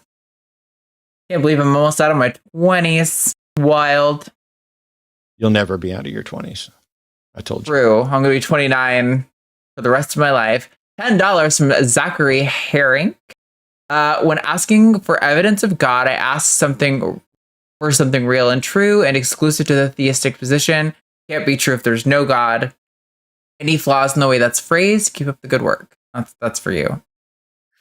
Real and true and exclusive to the theistic proposition. I think that's probably okay. I'd have to think on it some more. I'm getting ready to do another video. It'll be probably next month's video about the actual phrase evidence for, not evidence of or evidence to or evidence consistent with, but evidence for that particular framing.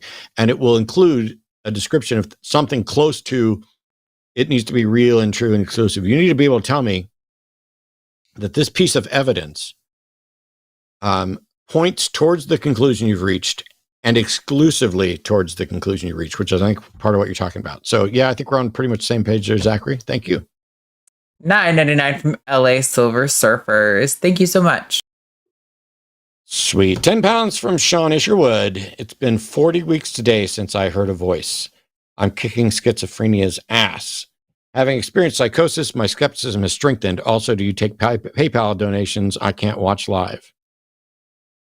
Yeah, Matt takes PayPal donations. Also, I was expecting a math thing. That's why I threw my head. But I'm so glad that you're having such a good experience coping with your schizophrenia. I know that can be really difficult for a lot of people. So, love to hear that. Yeah, I don't. Does the line itself take PayPal donations, or would they have to just donate to me? I know Jimmy, I think, personally takes some donations. I've heard him promote that before on the line, but that he would use for the line. I don't think the line has a PayPal account.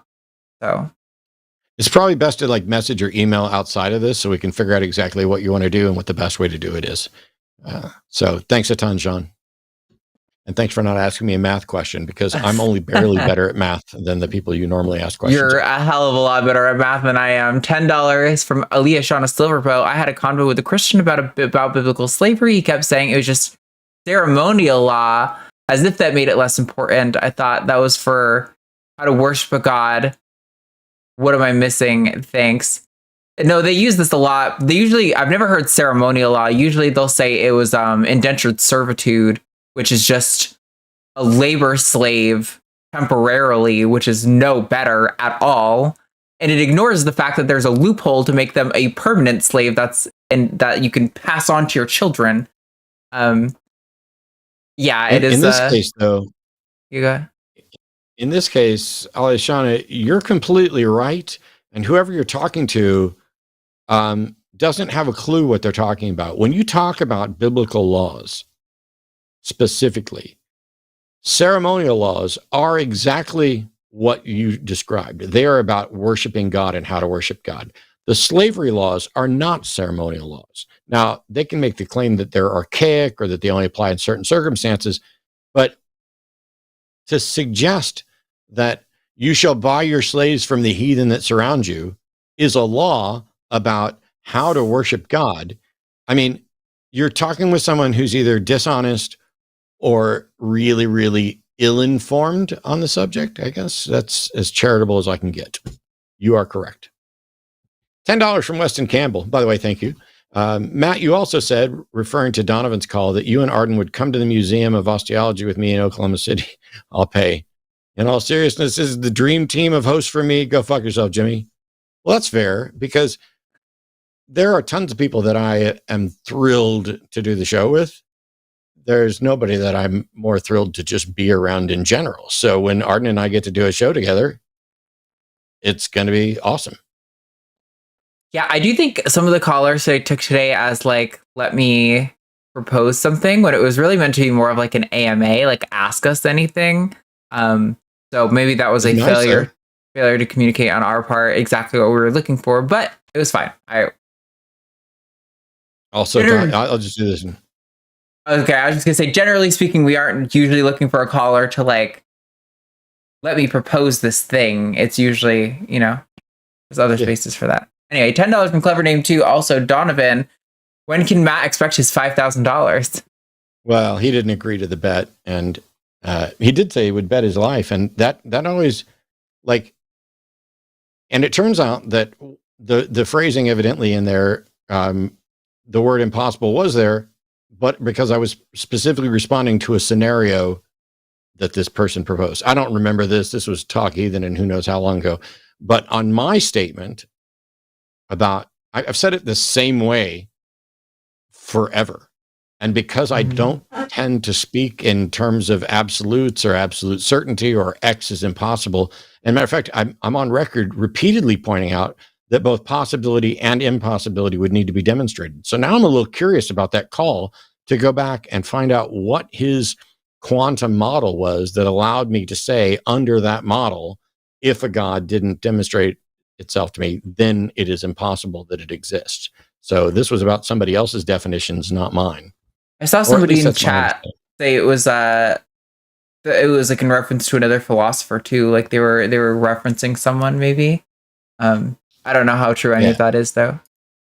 If you say your God is the God that guarantees that the sky is pink 24/7 on Earth to everybody, then it's not possible for that God to exist because that's just not true. Unless it's not all been lied to about what pink is. True. It's not possible for that God to be existing right now, but maybe that God could come into existence tomorrow, and then the sky will be pink for everybody all the time. $5 from Jeff Cochran. Sam Harris suggested, I don't care, on the Bulwark that Kamala's unwillingness to speak out against trans rights sank the campaign. He presented exactly zero evidence. Yeah, and it's a particularly stupid position. I don't say that lightly. Because while I have great respect for Sam and enjoyed the events that we did, and I find him reasonable and intelligent and good on any number of issues, including some issues where people have called him out for things.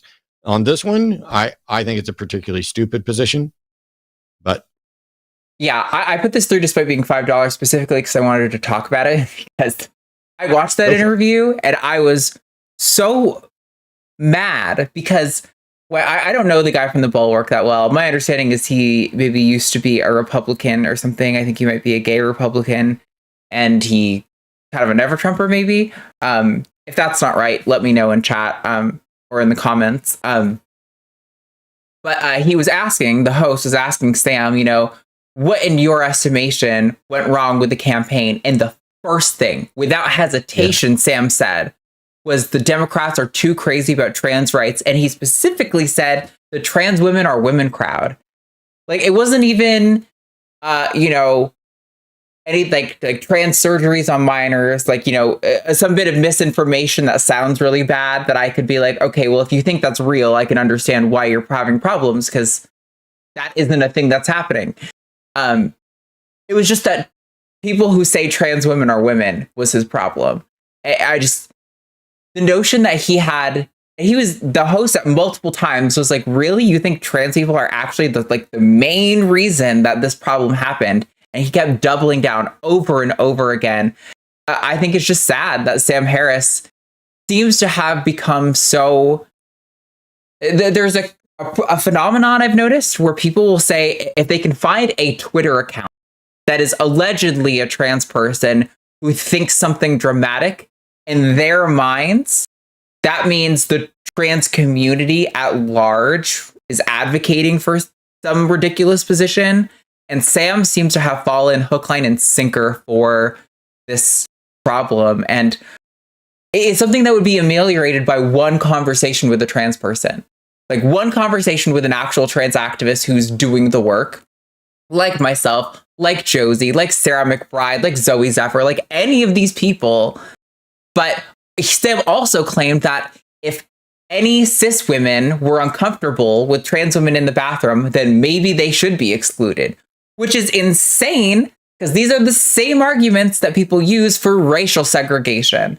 That it made women uncomfortable, that there was risks of sexual assault and all of these things. These were the same arguments that were used. Just because somebody has an irrational fear that I might sexually assault them doesn't mean they're actually at risk that I'm going to sexually assault them. It is pathetically sloppy thinking and really disappointing for Sam Harris, because I think Sam actually has a lot of great things to offer and is like a smart guy. And I like the stuff he talks about on meditation. I'm like a person who likes meditation. And so I don't know. It's just really disappointing to me. Yeah, I think, I don't know. I wish for better for Sam. I wish that he would not be so locked in his prejudice. But unfortunately he is. And I think people should watch it. I think he looks embarrassing. Like it is actually like sad. And most of the comments seem to indicate that people could see that he's completely wrapped up in this anti-trans misinformation spiral. So it's really weird. It is like, I wish, I don't know. Sam and I don't talk anymore. We haven't talked in years. There's no bad blood or anything. This is why I wanted to make sure Arden got to address this, and I'm glad you put this one through, because when you're asked what went wrong, and your first thing is the trans stuff with trans women or women is the first thing out of your mouth. When the only way that, like, if somebody said to me, Matt, what went wrong with this election? And the first words out of my mouth, the trans stuff, particularly the trans women or women crowd.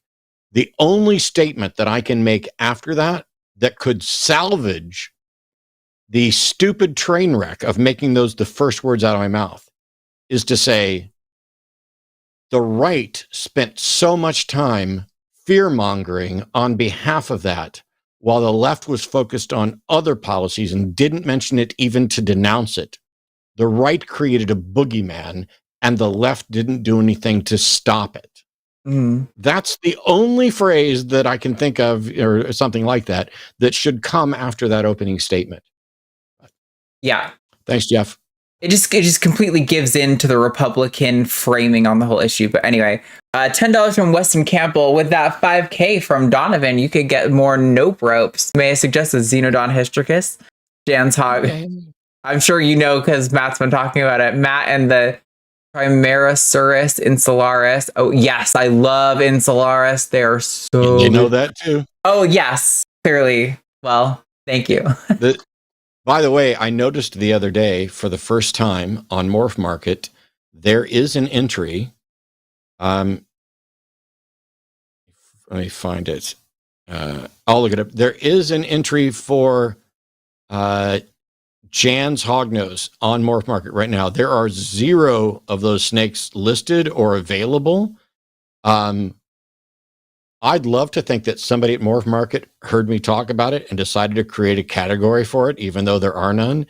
The second somebody actually gets Jan's Hognoses posted on Morph Market, and we confirm that, they're legal for me to have here. I was going to say there'll be no discussion. There'll still be discussion. I bought Arden a birthday present that's going to arrive in the morning, but because we're trying to save money, there was discussion before I even bought that birthday present. We're getting, but it's hers for her birthday, a green forest dragon, Calotes calotes. They are a small tropical lizard from Sri Lanka and a little bit in India. And both the males and the females, they are generally green, but both the males and the females can, like a chameleon, turn their head red and reddish yellow. They do it related to mating. They do it other times. They're gorgeous. We don't know enough about them. Like, somebody was like, ooh, how long will they live in captivity? And I'm like, I don't know. And I'm not sure if anybody really knows the upper range. It's definitely years, but they also become sexually mature within like 7 or 8 months. And that tends to be true only for very short-lived lizards. But I think they're fairly long-lived, like many years. Yeah, most lizards live like... I'm assuming they might have a slightly shorter lifespan because not a lot is known about them, but they do get reproductive quite young compared to a lot of species, which often results in a shorter life. Usually the more prolific a species is, the shorter its life is. Because, in order to pass on the genetic code, they need to really be getting on it. Anyway, thank you so much, Weston. Next. Do I have... Yes. Blah, blah, blah. $10 from Nathan Polyak. Happy birthday, Arden. You're awesome. Can we raise money to get someone on the line to go 1v1 with Cenk or Anna from TYT? Completely wreck their already terrible reasoning for pivoting to the right. Yeah, I don't want to go too deep into it. I mean, I've watched a lot of the stuff that Cenk has put out recently, and he tries at least a little bit harder to make it make sense than Anna does. Anna she's kind of become a clown show. I almost low-key wonder if she's trying to do the like infiltrate the right thing, because that thought has crossed my mind a number of times, if she thinks she's being like really clever. But I don't know. I have no idea what to think of them. I think Cenk is completely wrong about a lot of his takes about this upcoming election. I heard him saying like he's less anxious because Trump is going to destroy the establishment, and while the voters aren't happy with the establishment, and that is a problem, I don't think the solution is necessarily destroying the entire establishment.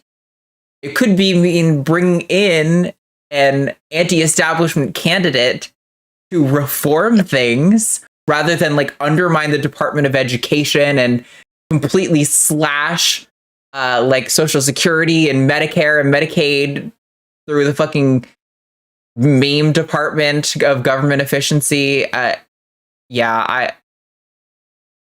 don't know. I don't have enough space in my brain to seriously consider it. Yes, look at those. Those are the Green Forest dragons. They're so cute. That's when their head is red fired up. Sorry, go ahead. Yeah, that's basically them firing up and changing their head color. It is they're amazing, and I can't wait. We get one tomorrow, although it's a juvenile, so we're not sure exactly what it's going to look like. We had a representative photo from one of there's only like a handful of successful breeders in the United States for Calotes. And yeah, we're hoping to be like in the first group of 10 or 12 or so to actually successfully breed them. But yep. All right. Continuing on from Dr. Space Monkey. Idea for an extra level of muting. Replay the audio from the caller back to themselves with a delay of 50 milliseconds. Force them to listen to themselves as punishment and break their train of thought. There's lots of cool things like that I would love to do. Like the number of times where somebody's like, that's not what I said. I would love to have an instant replay, but I guess it's better. Like maybe those are clips we should start putting up. Find a time in a call where somebody says, that's not what I said, and then do the rewind and then play what they actually said, and then just... I thought it was funny. Yeah, it was specifically with Donovan where you were like, absolute truth, and he was like, I meant absolute complete truth. And it's like, okay, so the difference that you brought up had literally no impact on the meaning of the statement. Objective absolute. Yeah. Objective absolute. Yes. Like, okay. $10 from Larry Fishman. The galaxy is on Orion's belt. Also, what do theists think metaphysical means? They don't know. Just it's like metaphorical, isn't it? Except it's physical instead of phorical. It's all meta. Facebook owns it all. It's a way of saying magic with it sounding vaguely scientific. Yeah. $10 from David Haxer. Hi, Arden. Hi, Matt. Sorry, I saw hi, Arden, so I just started going. That's all right. Arden, hi, Matt. Thanks, David. Thanks, David. $10 from Mr. Boricua. First, felicidades, Arden. Thank you. Anyways, it's been an annoying time dealing with a sense of impending doom, a nagging feeling that some shit is going to happen, but no idea what, how, or the side effects. Yeah, we're there with you.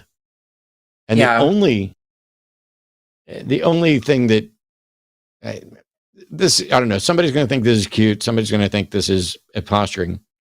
Genuinely, I talked about this last week while Arden was gone and Seth was here with me. I used to think I was really good on my own. I am terrible on my own. And with this confusion and concern and anxiety and all the things related to the election, the world, and everything else, I'd be an absolute basket case if it weren't for Arden. If it weren't for the fact that I have somebody with me who's going through it with me. Not that Arden has the answers to solve all this, because we don't. But the fact that we're going through it together might make it bearable.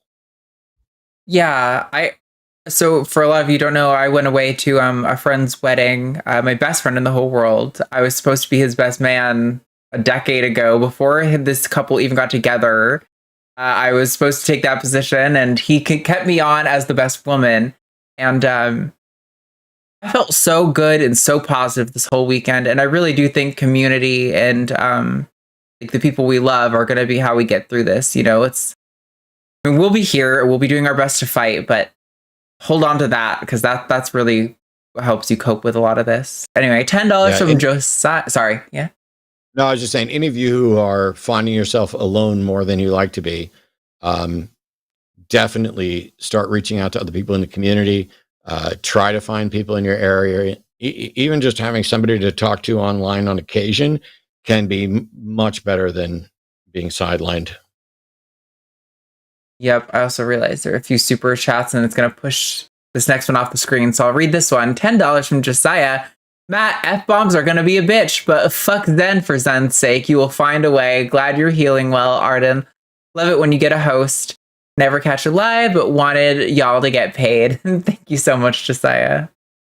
I've got the next one up, but I wanted to address that real quick. There's a reason. So I'm still getting used to the dental appliance. Wow. Another super chat came in, pushed it off the screen. I'm still getting used to the dental appliance, and there's still a lot of pain, or not a lot of pain. There's some pain.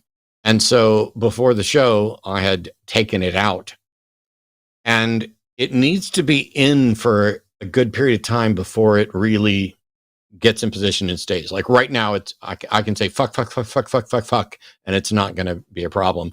But I basically put the dental appliance back in right before we went live, and it did not have time to be normal. $10 from Sir with Moonpaw. Matt and Arden, give us your best, weirdest fact that you can think of. Please, pretty please, notice me, senpai, notice me. Weirdest fact? I don't know if this is a weird fact. It's a reptile fact. And it's something I've talked about before. But when the tongue flicks out, it's because most snakes, have what's called a Jacobson's organ, and the tongue goes out and collects particles in the air, goes back in and deposits those in a recess in the roof of their mouth. And that's basically how they're tasting the air to smell. And so it's not just, and the tongue flicks tell you a lot about the mental state of different snakes when they're in thinking mode, when they're in food mode, when they're curious, when they're afraid. Sometimes they'll flick more, sometimes they'll flick less, but it's all about, basically tasting the air. Yep. Do you have a weird fact? I don't know I don't know if I have a weird fact. Asking a weird fact feels like asking your favorite thing, where I'm like, I don't know, man. 10 euros from Rebecca Borg. S/ is that like sarcastic? Thanks to Trump, U.S. citizens will take back jobs immigrants took: hospitality, housekeeping, gardening, construction, nursing, childcare, agriculture, e.g. fruit picking. Also, hurrah to price hikes. Yeah, I guess that is a sarcastic indicator. That is fair. Thanks so much. $10 from Trayton. I've been hearing pro-Trump shit a lot, even from people in the graphics. Trump will hurt the most. It's making me feel like I'm crazy or wrong. I'm afraid of being red-pilled back into that bigoted mindset. Well, your concern about drifting into a bigoted mindset is part of what will keep that from happening. Just being constantly vigilant that we actually should rely on good data and good sources, and not just, here's the people around me and what they're saying, and I just need to go along to get along. You may find yourself going along to get along or to avoid conflict a number of different ways in the coming years, but that doesn't mean you have to buy into bullshit. Yeah, I can't understand that at all. I can understand going along to get along, but I can't understand actually getting into the mindset. Like this is why I don't understand like Anna from 2IT. Like my mind isn't going to be changed by people getting mad at me. Like, or say I'm thinking people have gone right because of trans rights. Like my beliefs and my values don't change based on other people. I can't understand that. But I'll let Matt's thing stand because I just can't relate. So thanks, Drayton. 10 Canadian dollars from David Haxer. These are the last days. In less than 2 billion years, the sun, soul, will consume the earth. Man, I wish we would get on it. You know, I think we had a good run, but I think we fucked up. And I think, you know, maybe we need to get cooked. Well, I think that, you know, after the humans go extinct, whatever takes over next, maybe it'll have a better run. And it would be nice if it had a couple billion years to try. $10 from Monkey at Typewriter. I don't believe in ghost butts, but I can't say that after we die, we don't leave a little behind. A little behind, but that's aside the point. Nice. Also, happy birthday, Arden. This next one's going to be a doozy. Man, it's quite a way to kick off the last year of my 20s to be like, yeah, let's get Trump back in office. $10 from Alicia on a silver bow. What do you call a ghost butt? A booty. They put the boo in booty. Too close to a poop joke. Hashtag not my finest moment. Nice. It wasn't anywhere near a poop joke until you made it. $10 from Space Barbarian. We ought to know that the sin of ignorance is never winked at in regard to the violation of nature's laws. Their infraction always brings the penalty. P.T. Barnum, The Art of Money Getting. Yeah. This is the greatest show. 1999 from Homespun Covers. A man goes to heaven and looks down and sees people in hell having a feast. He is eating bread and water. He asks God why the people in hell are eating so much better than him. God said, "You know how hard it is to cook for two?" Wait, what? I don't get it. There's almost nobody in heaven, so it's really difficult to cook for two, so the people down in hell eat better. Okay, I get it. $10 from Monkey Typewriter. Like with abortion and drugs, they won't eliminate prawn. They'll just create a black market. So if you thought the problem with the industry wasn't enough manipulation and exploitation, good news. Yeah. One of those things, you know, I came out years ago as a proponent of sex work being real work. And I'm in favor of legalizing porn and legalizing prostitution and legalizing, you know, all of those things that tie into it, because prostitution is most dangerous where it's not legal, regulated, and protected. And so it just seemed kind of obvious to me. But this is a retaliation that's going to complicate that and make things definitely worse. Yeah, good point. $10 from Larry Fishman. Sorry, Matt, but I need that money to buy lesbian fiction books. Valid. That's so stop giving it to us. I mean, actually, don't. This is a lesbian fiction book. Keep giving us money. See, I was just about to ask if she was publishing them like at literotica.com or whatever. And then when she said book, I was like, oh, you're like an actual author. You're not just writing, you know, here's a fanfic screed thing I put up with some lesbian fun porn. 10 euros from Rebecca Borg again. Is it reasonable to debate a theist friend on religious/supernatural beliefs versus evidence/scientific models without mentioning specific theist beliefs, e.g. harm of religion, the worth of secular humanist values? I mean, you can debate your friends on anything that they're willing to debate you on. I don't know if it's I don't know what being reasonable has to do with it. Their arguments can be reasonable, but debating them just has to do with consent, as far as I can tell. I think when you say, is it reasonable to debate a theist friend on religious supernatural beliefs without mentioning specific theist beliefs? I don't know what to address then. I think we have to kind of define what we're talking about. And so if their religious supernatural beliefs aren't at least specified for the purpose of discussion, I don't know what it is we're talking about. You know, I don't know how to have a debate about the nebulous, ill-defined religious/supernatural. So yeah, I think you probably would want at least some specific topic to address. Now it could be, is there any good reason to believe there's anything supernatural? And now you're having a debate, kind of a meta debate about the evidentiary warrant for supernatural claims. And then it doesn't matter which specific ones there are. They would then present, here's one, and here's why I think it's reasonable. 1999 from Darth Willow. Jesus isn't coming back. He stood us up. Time to move on. We've all been Holy Ghosted. Yeah, Jesus went out for a pack of cigarettes back in 33 CE and never came home. Bummer. Another 10 euros from Rebecca Borg. I forecast that in 2 to 3 years' time, the word evidences will be included in Oxford Merriam-Webster dictionaries as a plural of evidence, not a verb, which is there already or something. What? Interesting. I can't believe that it's not already there. I was going to say, is that not just a plural of evidence? I have evidences for my belief. I mean, I would never say, it sounds messy grammatically, but it's actually, it's not. And it may be that it may be that it's essentially its own plural, like deer. Like, yeah. If I have 3 pieces of evidence, I have 3 units of evidence. Yeah, it's one of those ones where you add other modifiers on for the plural, pieces of evidence. Yeah. So that'll be interesting. If Rebecca's right, then evidences, list your best evidences. That just feels really weird, but okay. Yep. $10 from Nathan. Oh, sorry, that's you for it.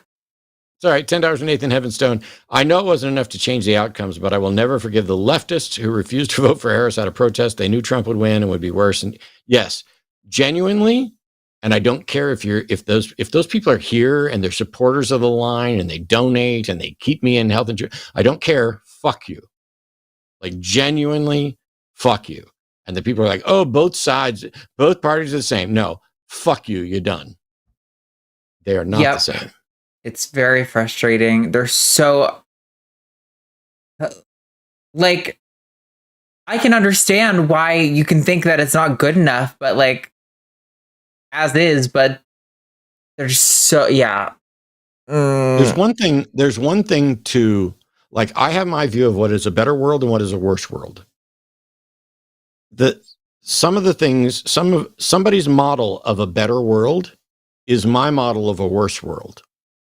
So if they genuinely voted for what they thought was a better world, and I considered a worse world, but they want that world, okay, fine. I think, you're ridiculous and perhaps immoral and evil. But if they thought they were doing the right thing, if we have the same view of what a better world is, and they voted in opposition to that better world, I can't. Like, I have slightly more respect for someone who genuinely supported Trump because they want to oppose trans rights and abortion, because at least then they're taking an action towards their actual goal. But for the people who took the exact opposite action or avoided any action or tried to pretend that every action was a waste, yeah, thanks. I'm glad you have so much privilege that it won't matter for you. Yeah. I don't need to ring the bell any further. We did that a lot before the election. 1999 from Brock Smith. Good luck at the show this weekend. Do you ever do anything further east than Texas? Not currently. We have been invited to some shows in Louisiana, like Slidell, and others, but we might one year. Yeah, I mean, maybe eventually we'll get there, but right now, honestly, a lot of shows aren't always worth it for us in the first place. It's just kind of a nice, fun way to get our name out there and to have people used to our face, and we get to educate some of our customers on, like, good reptile care and stuff like that. But I'm not completely convinced expos are the most profitable path for our business, so we'll see. But thanks for asking. And we'll see some of you if you're in the Austin area. We're doing Herps Austin this weekend, or Herps Leander this weekend. $10 Canadian from Nihilus FPS. Hiya, love you both very much and everything y'all do. I'm XJW, and your channel helped me out of that. So thank you. Have a great night. Thanks so much. I'm glad wow, there's my hiccups again. I'm glad if anything we've done has been useful and helpful to people, especially finding their way out of religions. Yeah, I know. There was a show on Saturday that was Eric from Skeptics and Scoundrels and Telltale. It was like our XJW show. Now we have 2 XJWs on the team. $20 from Mario Beltran. Hi, Matt and Arden. Thank you for sending my sweater and flipping me off. Nice. Happy birthday, Arden. My suggestion is we need a Spanish-speaking version of the segment on the line as Latinx voted for Trump. Could you possibly help in that? Ooh. I don't know that we have the money to divert to doing that. I appreciate. I think you're absolutely right. Especially, I know you're also in Texas. There's so many Spanish speakers. Like half of our neighbors speak exclusively Spanish in our neighborhood, and we've gotten along with them. Like we were all hanging out in the street and chatting to what extent we could on Halloween, talking about snakes to the extent that we could. I would love to be able to reach. Yeah, I would love to be able to reach more people, but if somebody wanted to like dub in Spanish, I don't know that we would object to that or stop it per se, but I don't know that we could fund an event, you know what I mean? Or fund like an operation like that. I think that they can translate the closed captioning, although that's going to be sketchy. I genuinely think what we need most is an actual Spanish language show run by people who, you know, not only natively speak Spanish, but perhaps, you know, live in Mexico or something. There's a number of different people who might be good at something like that. I don't know for sure if it fits with the line because it's very difficult. How do I find out what's going on a show on my network when I don't understand the language and the nuances? It makes it very difficult. And I'm not remotely saying that this should just English only. I'm just like the logistics of everything involved in making that happen. It's a lot. And right now, somebody sent an email basically saying that they were done with the line because we're not doing enough and making enough new shows. And I'm like, there's 2 Sunday shows, a Monday show, a Tuesday show, a Wednesday show, a Thursday show, and we've been doing shows on Friday and Saturday as well. This is a Battlestar Galactic-esque ragtag fugitive group run almost exclusively by Jimmy and Arden. There's only so much we can do. And literally, and they're just wrong. We are working on like lots of other things, but as Matt just pointed out, with our ragtag team, it is difficult. People don't realize how much work goes into 6 full-length shows per week, adding more, adding clips and shorts. It's a lot of work. I do 40 hours, probably more than 40 hours a week on this every single week. It's a lot. And that's not counting hosting. So like Arden worked all day today and then is hosting a 4-hour show with me tonight. I'm just a lazy guy that shows up and talks a lot. Yeah. So someone in chat was like, Latinx, as far as I know, that term isn't appreciated. The person who said that is Latinx themselves. So I think they are allowed to use whatever fucking term they want to describe their like ethnic identity. Yeah, Mario's come out to several shows. That's why he was joking about us signing his sweatshirt and flipping him off because he came out to some of the Reptile Expos and hung out. Yeah. $10 from Julie Mack. Thanks for the show. Goatee looks awesome, Matt. Thank you. I appreciate you both for the work you do. It's amazing to me how many people are so uninformed in politics and religion. And to be fair, while I have railed against people for believing ridiculous things and being apathetic and not voting and all this other stuff, I do understand that I don't get to live somebody else's life. And the people who are apathetic and clueless about politics and religion because they're disinterested, those people annoy the fuck out of me.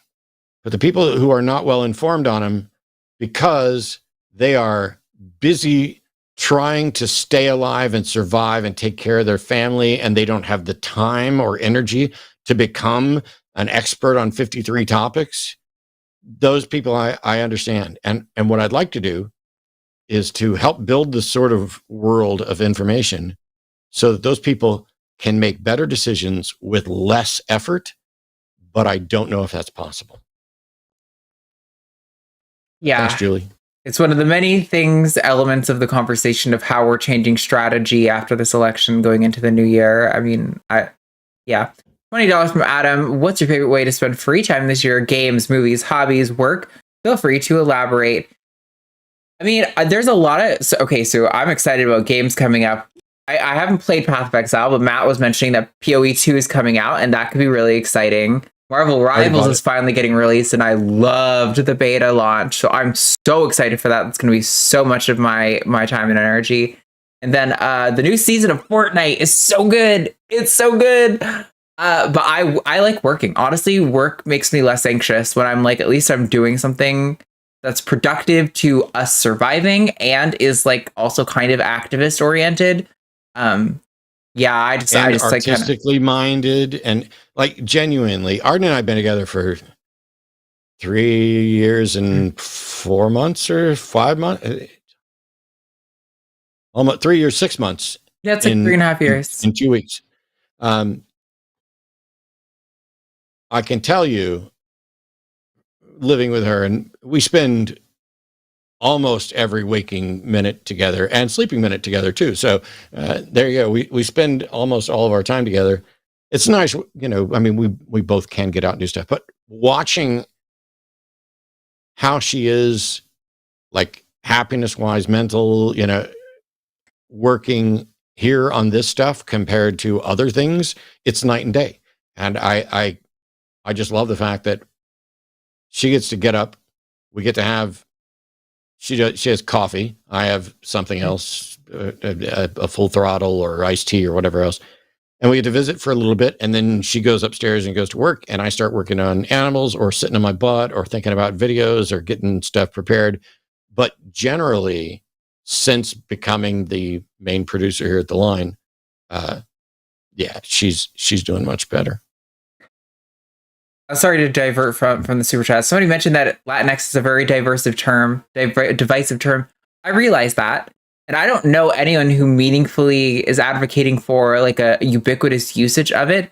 However, it's noted to me that if the majority of the Latin community doesn't like it, the majority of the Latin community isn't trans and non-binary for whom it's useful and impacts. So it's maybe it's not the best term. I'm not saying it's the best term and it needs to be used.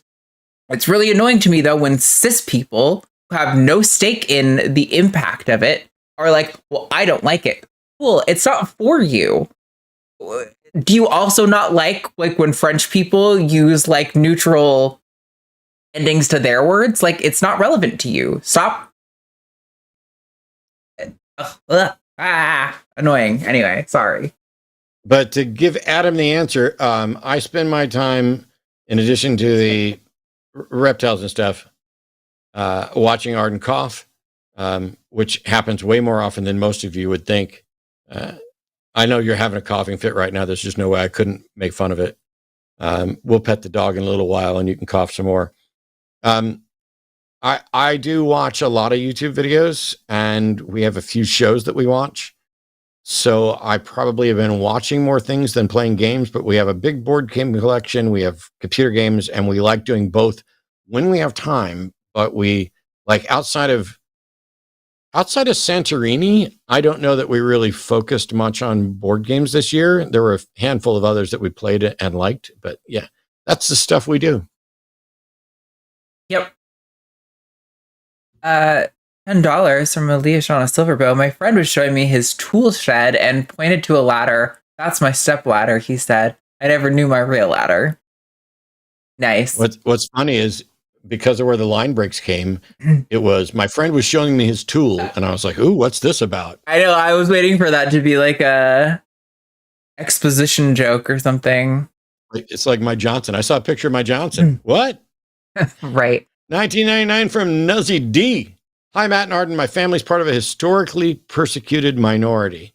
We can have an escape pathway should that prove necessary. Am I overreacting? Happy birthday, Arden. Thank you all for expanding my empathy in my mind. I don't think anybody who is in an at-risk minority group should ever feel bad about at least having thoughts and plans for an escape pathway. If you're there are doomsday preppers who I think are probably overreacting a good chunk of the time. But there are also people who are just like, hang on, there's a reasonable threat here. Let me at least plan for some precautions. And I think the world is scary enough and broken enough that if you already know you're a marginalized group, having potential escape plans is probably a good idea, as long as the process of preparing for a possible escape doesn't become a complete waste of the life you have now, if that makes sense. Like, if you spend all your time trying to find a way out if things go bad, then you're not spending your time living and working to make sure they don't go bad. Yeah. I think having plans is fine, but I'm also not entirely sure how much like moving to Canada would really help you if that's kind of what you're thinking. I don't know. Anyway, 30 shekels, I believe, from Political Irony. I have been an atheist for 15 years, and as a dyslexic autistic person, I need someone to tell me that deconversion and deconstruction are such different things. I also woke up at 5 a.m. because I ate spicy. I mean, yeah, deconversion is like fully letting go of your beliefs, and you can deconstruct and stay a Christian or whatever belief you started. And deconstruction is just about kind of like questioning some of the dogma that is associated with a religion. I think you might have misread it. They're saying that they needed someone to tell them that. They weren't saying they need someone to tell them that now. So as a dyslexic autistic person, getting someone in the past to explain the difference between deconversion and destruction. I get it now. Yeah. Okay. I'm glad it was useful. I'm glad somebody helped out. Also, 30 seconds from political irony. Wow. The L and the I see a distinction between them, but just barely. Yep. Also, I'm an ex-Jewish Orthodox trans-Israeli, and now I'm in the Discord, so let's see someone try and get Old Testament on an ex-yeshiva ex-boy who can read Hebrew and studied the Gemara. Yeah. You should take the question on the Deuteronomy passage about the house of the Lord not being heaven. Yeah. $10 from Moira Bannister. Get Jimmy to sing you the song of our people. Happy, happy birthday, Arden dear. Happy days will come to you all year. If I had a wish, then it would be a happy, happy birthday to you from me. Is this like a Mormon birthday song? I don't know. Song of our people. That's what I'm reading from that. 10 euros from Rebecca Borg. Thank you so much for the incredible generosity. If a national protest follows a tabled corn ban, I hope Gen Z and their parents' state corn is the only sex ed they get. Two birds, one stone, remove. Okay, so this is porn. Yeah. If a national protest follows a tabled corn ban, I hope Gen Z and their parents' state corn is the only. Okay. Remove corn ban and focus on the needs for sex education. Yes. The problem is that we are now entering the beginnings of a fascistic Christian nationalist view, where it's more likely that not only will they ban porn, but I'm going to bet that over the next few years, you see bills introduced to force sex education to not be scientifically accurate. And they'll do it in the name of religious freedom. Religious freedom, every school kid needs to learn 2 words and a second set of 2 words. And the first set of 2 words is religious freedom. And the second set of words is Hail Satan. So that every time somebody brings up something Jesus-y in their school on the grounds of religious freedom, every one of those students should just say, Hail Satan, and then say religious freedom if anybody tries to challenge them on it. $10 from Lou. Any advice on how to get that community / find support system when you're surrounded by non-allies IRL and drained by work and anxiety? Probably badly worded, but at least it's giving money. Happy birthday. Yeah, I understand, Lou, the sentiment that finding friends is really difficult as an adult. Like, for example, I don't have like a huge network of friends here in Austin. I have people that I know. I have friends, but I don't have people that I like what I would call a community. Where I went to college, where all of my like closest friends live, where I was at this past weekend, that's where I definitely have like that sense of like a deep, wide community that I can rely on, even if they don't all necessarily agree with me on everything or see me the way I see myself or anything like that. I feel like I have a place in that community, you know? It's a lot harder to find as an adult. I think probably a lot of the ways to do it are going to involve finding groups with shared values. So if maybe you can look up, I don't know your political affiliation, but like, I'm assuming you're on the line, you're probably pretty left leaning. You could maybe look into like any DSA chapters in your area that would have like a lot of political advocacy work. I know some of them do some like local community work. You can kind of like be involved in your actual community, but with people who have shared values with you. So that's my recommendation. But I also just have a lot of like empathy for how difficult it is to make friends as an adult when you are working full time. Like, I would love to spend more time with the people that I do know and I am friends with here in Austin. But man, by the time I'm done work, I just want to go sit on the couch and be high. I'm so exhausted and beat. I just can't be asked to go do anything, you know? So I definitely understand where you're coming from. I found that for me, Lou, I don't know how many people are still using things like Meetup. I never took advantage of it, but the organizations and the friend groups that I kind of worked with, they would occasionally do Meetup stuff. But it might be worth it to look for a community that has nothing to do with religion or politics. Like if there's a hobby you have, if you look, like I would sooner, before I go looking for another atheist community or a political community, I'd find a reptile community, a board game community, a video game community. I know that I'm going to get disappointed and get my heart broken and find out some of the people in the group are just fucking awful. Just like, you know, you can't go to reptile expos and not see the maggots. They're there. And while it would be very nice, I won't buy from them, but I'll sell to them because I'll take their fucking money. But although there was one guy that came by who we both looked at each other after he walked away, and I was like, if that guy had asked me to sell him a snake, I would have said no. But I think finding the stuff outside of that will both give you some time away from maybe what I would want to build a community with either like-minded people or people who were not going to add to the stress. And if we can keep it about knitting, cross stitch, whatever. Yeah. Especially if you find that you're just drained by work, maybe just finding a trivia group to hang out with like one night a week. Pluckers has trivia every Wednesday. If you're anywhere near Pluckers, the wing bar here in Austin. Have drinks and stuff. Oh, I see someone asking what the DSA is. That's the Democratic Socialists of America. They're a political advocacy group for socialist left-leaning politics. I don't agree with a lot of the stuff they do, to be honest, but, you know, I don't agree with a lot of stuff the Democrats do. I don't see why that should necessarily preclude you from working with an organization and doing good work.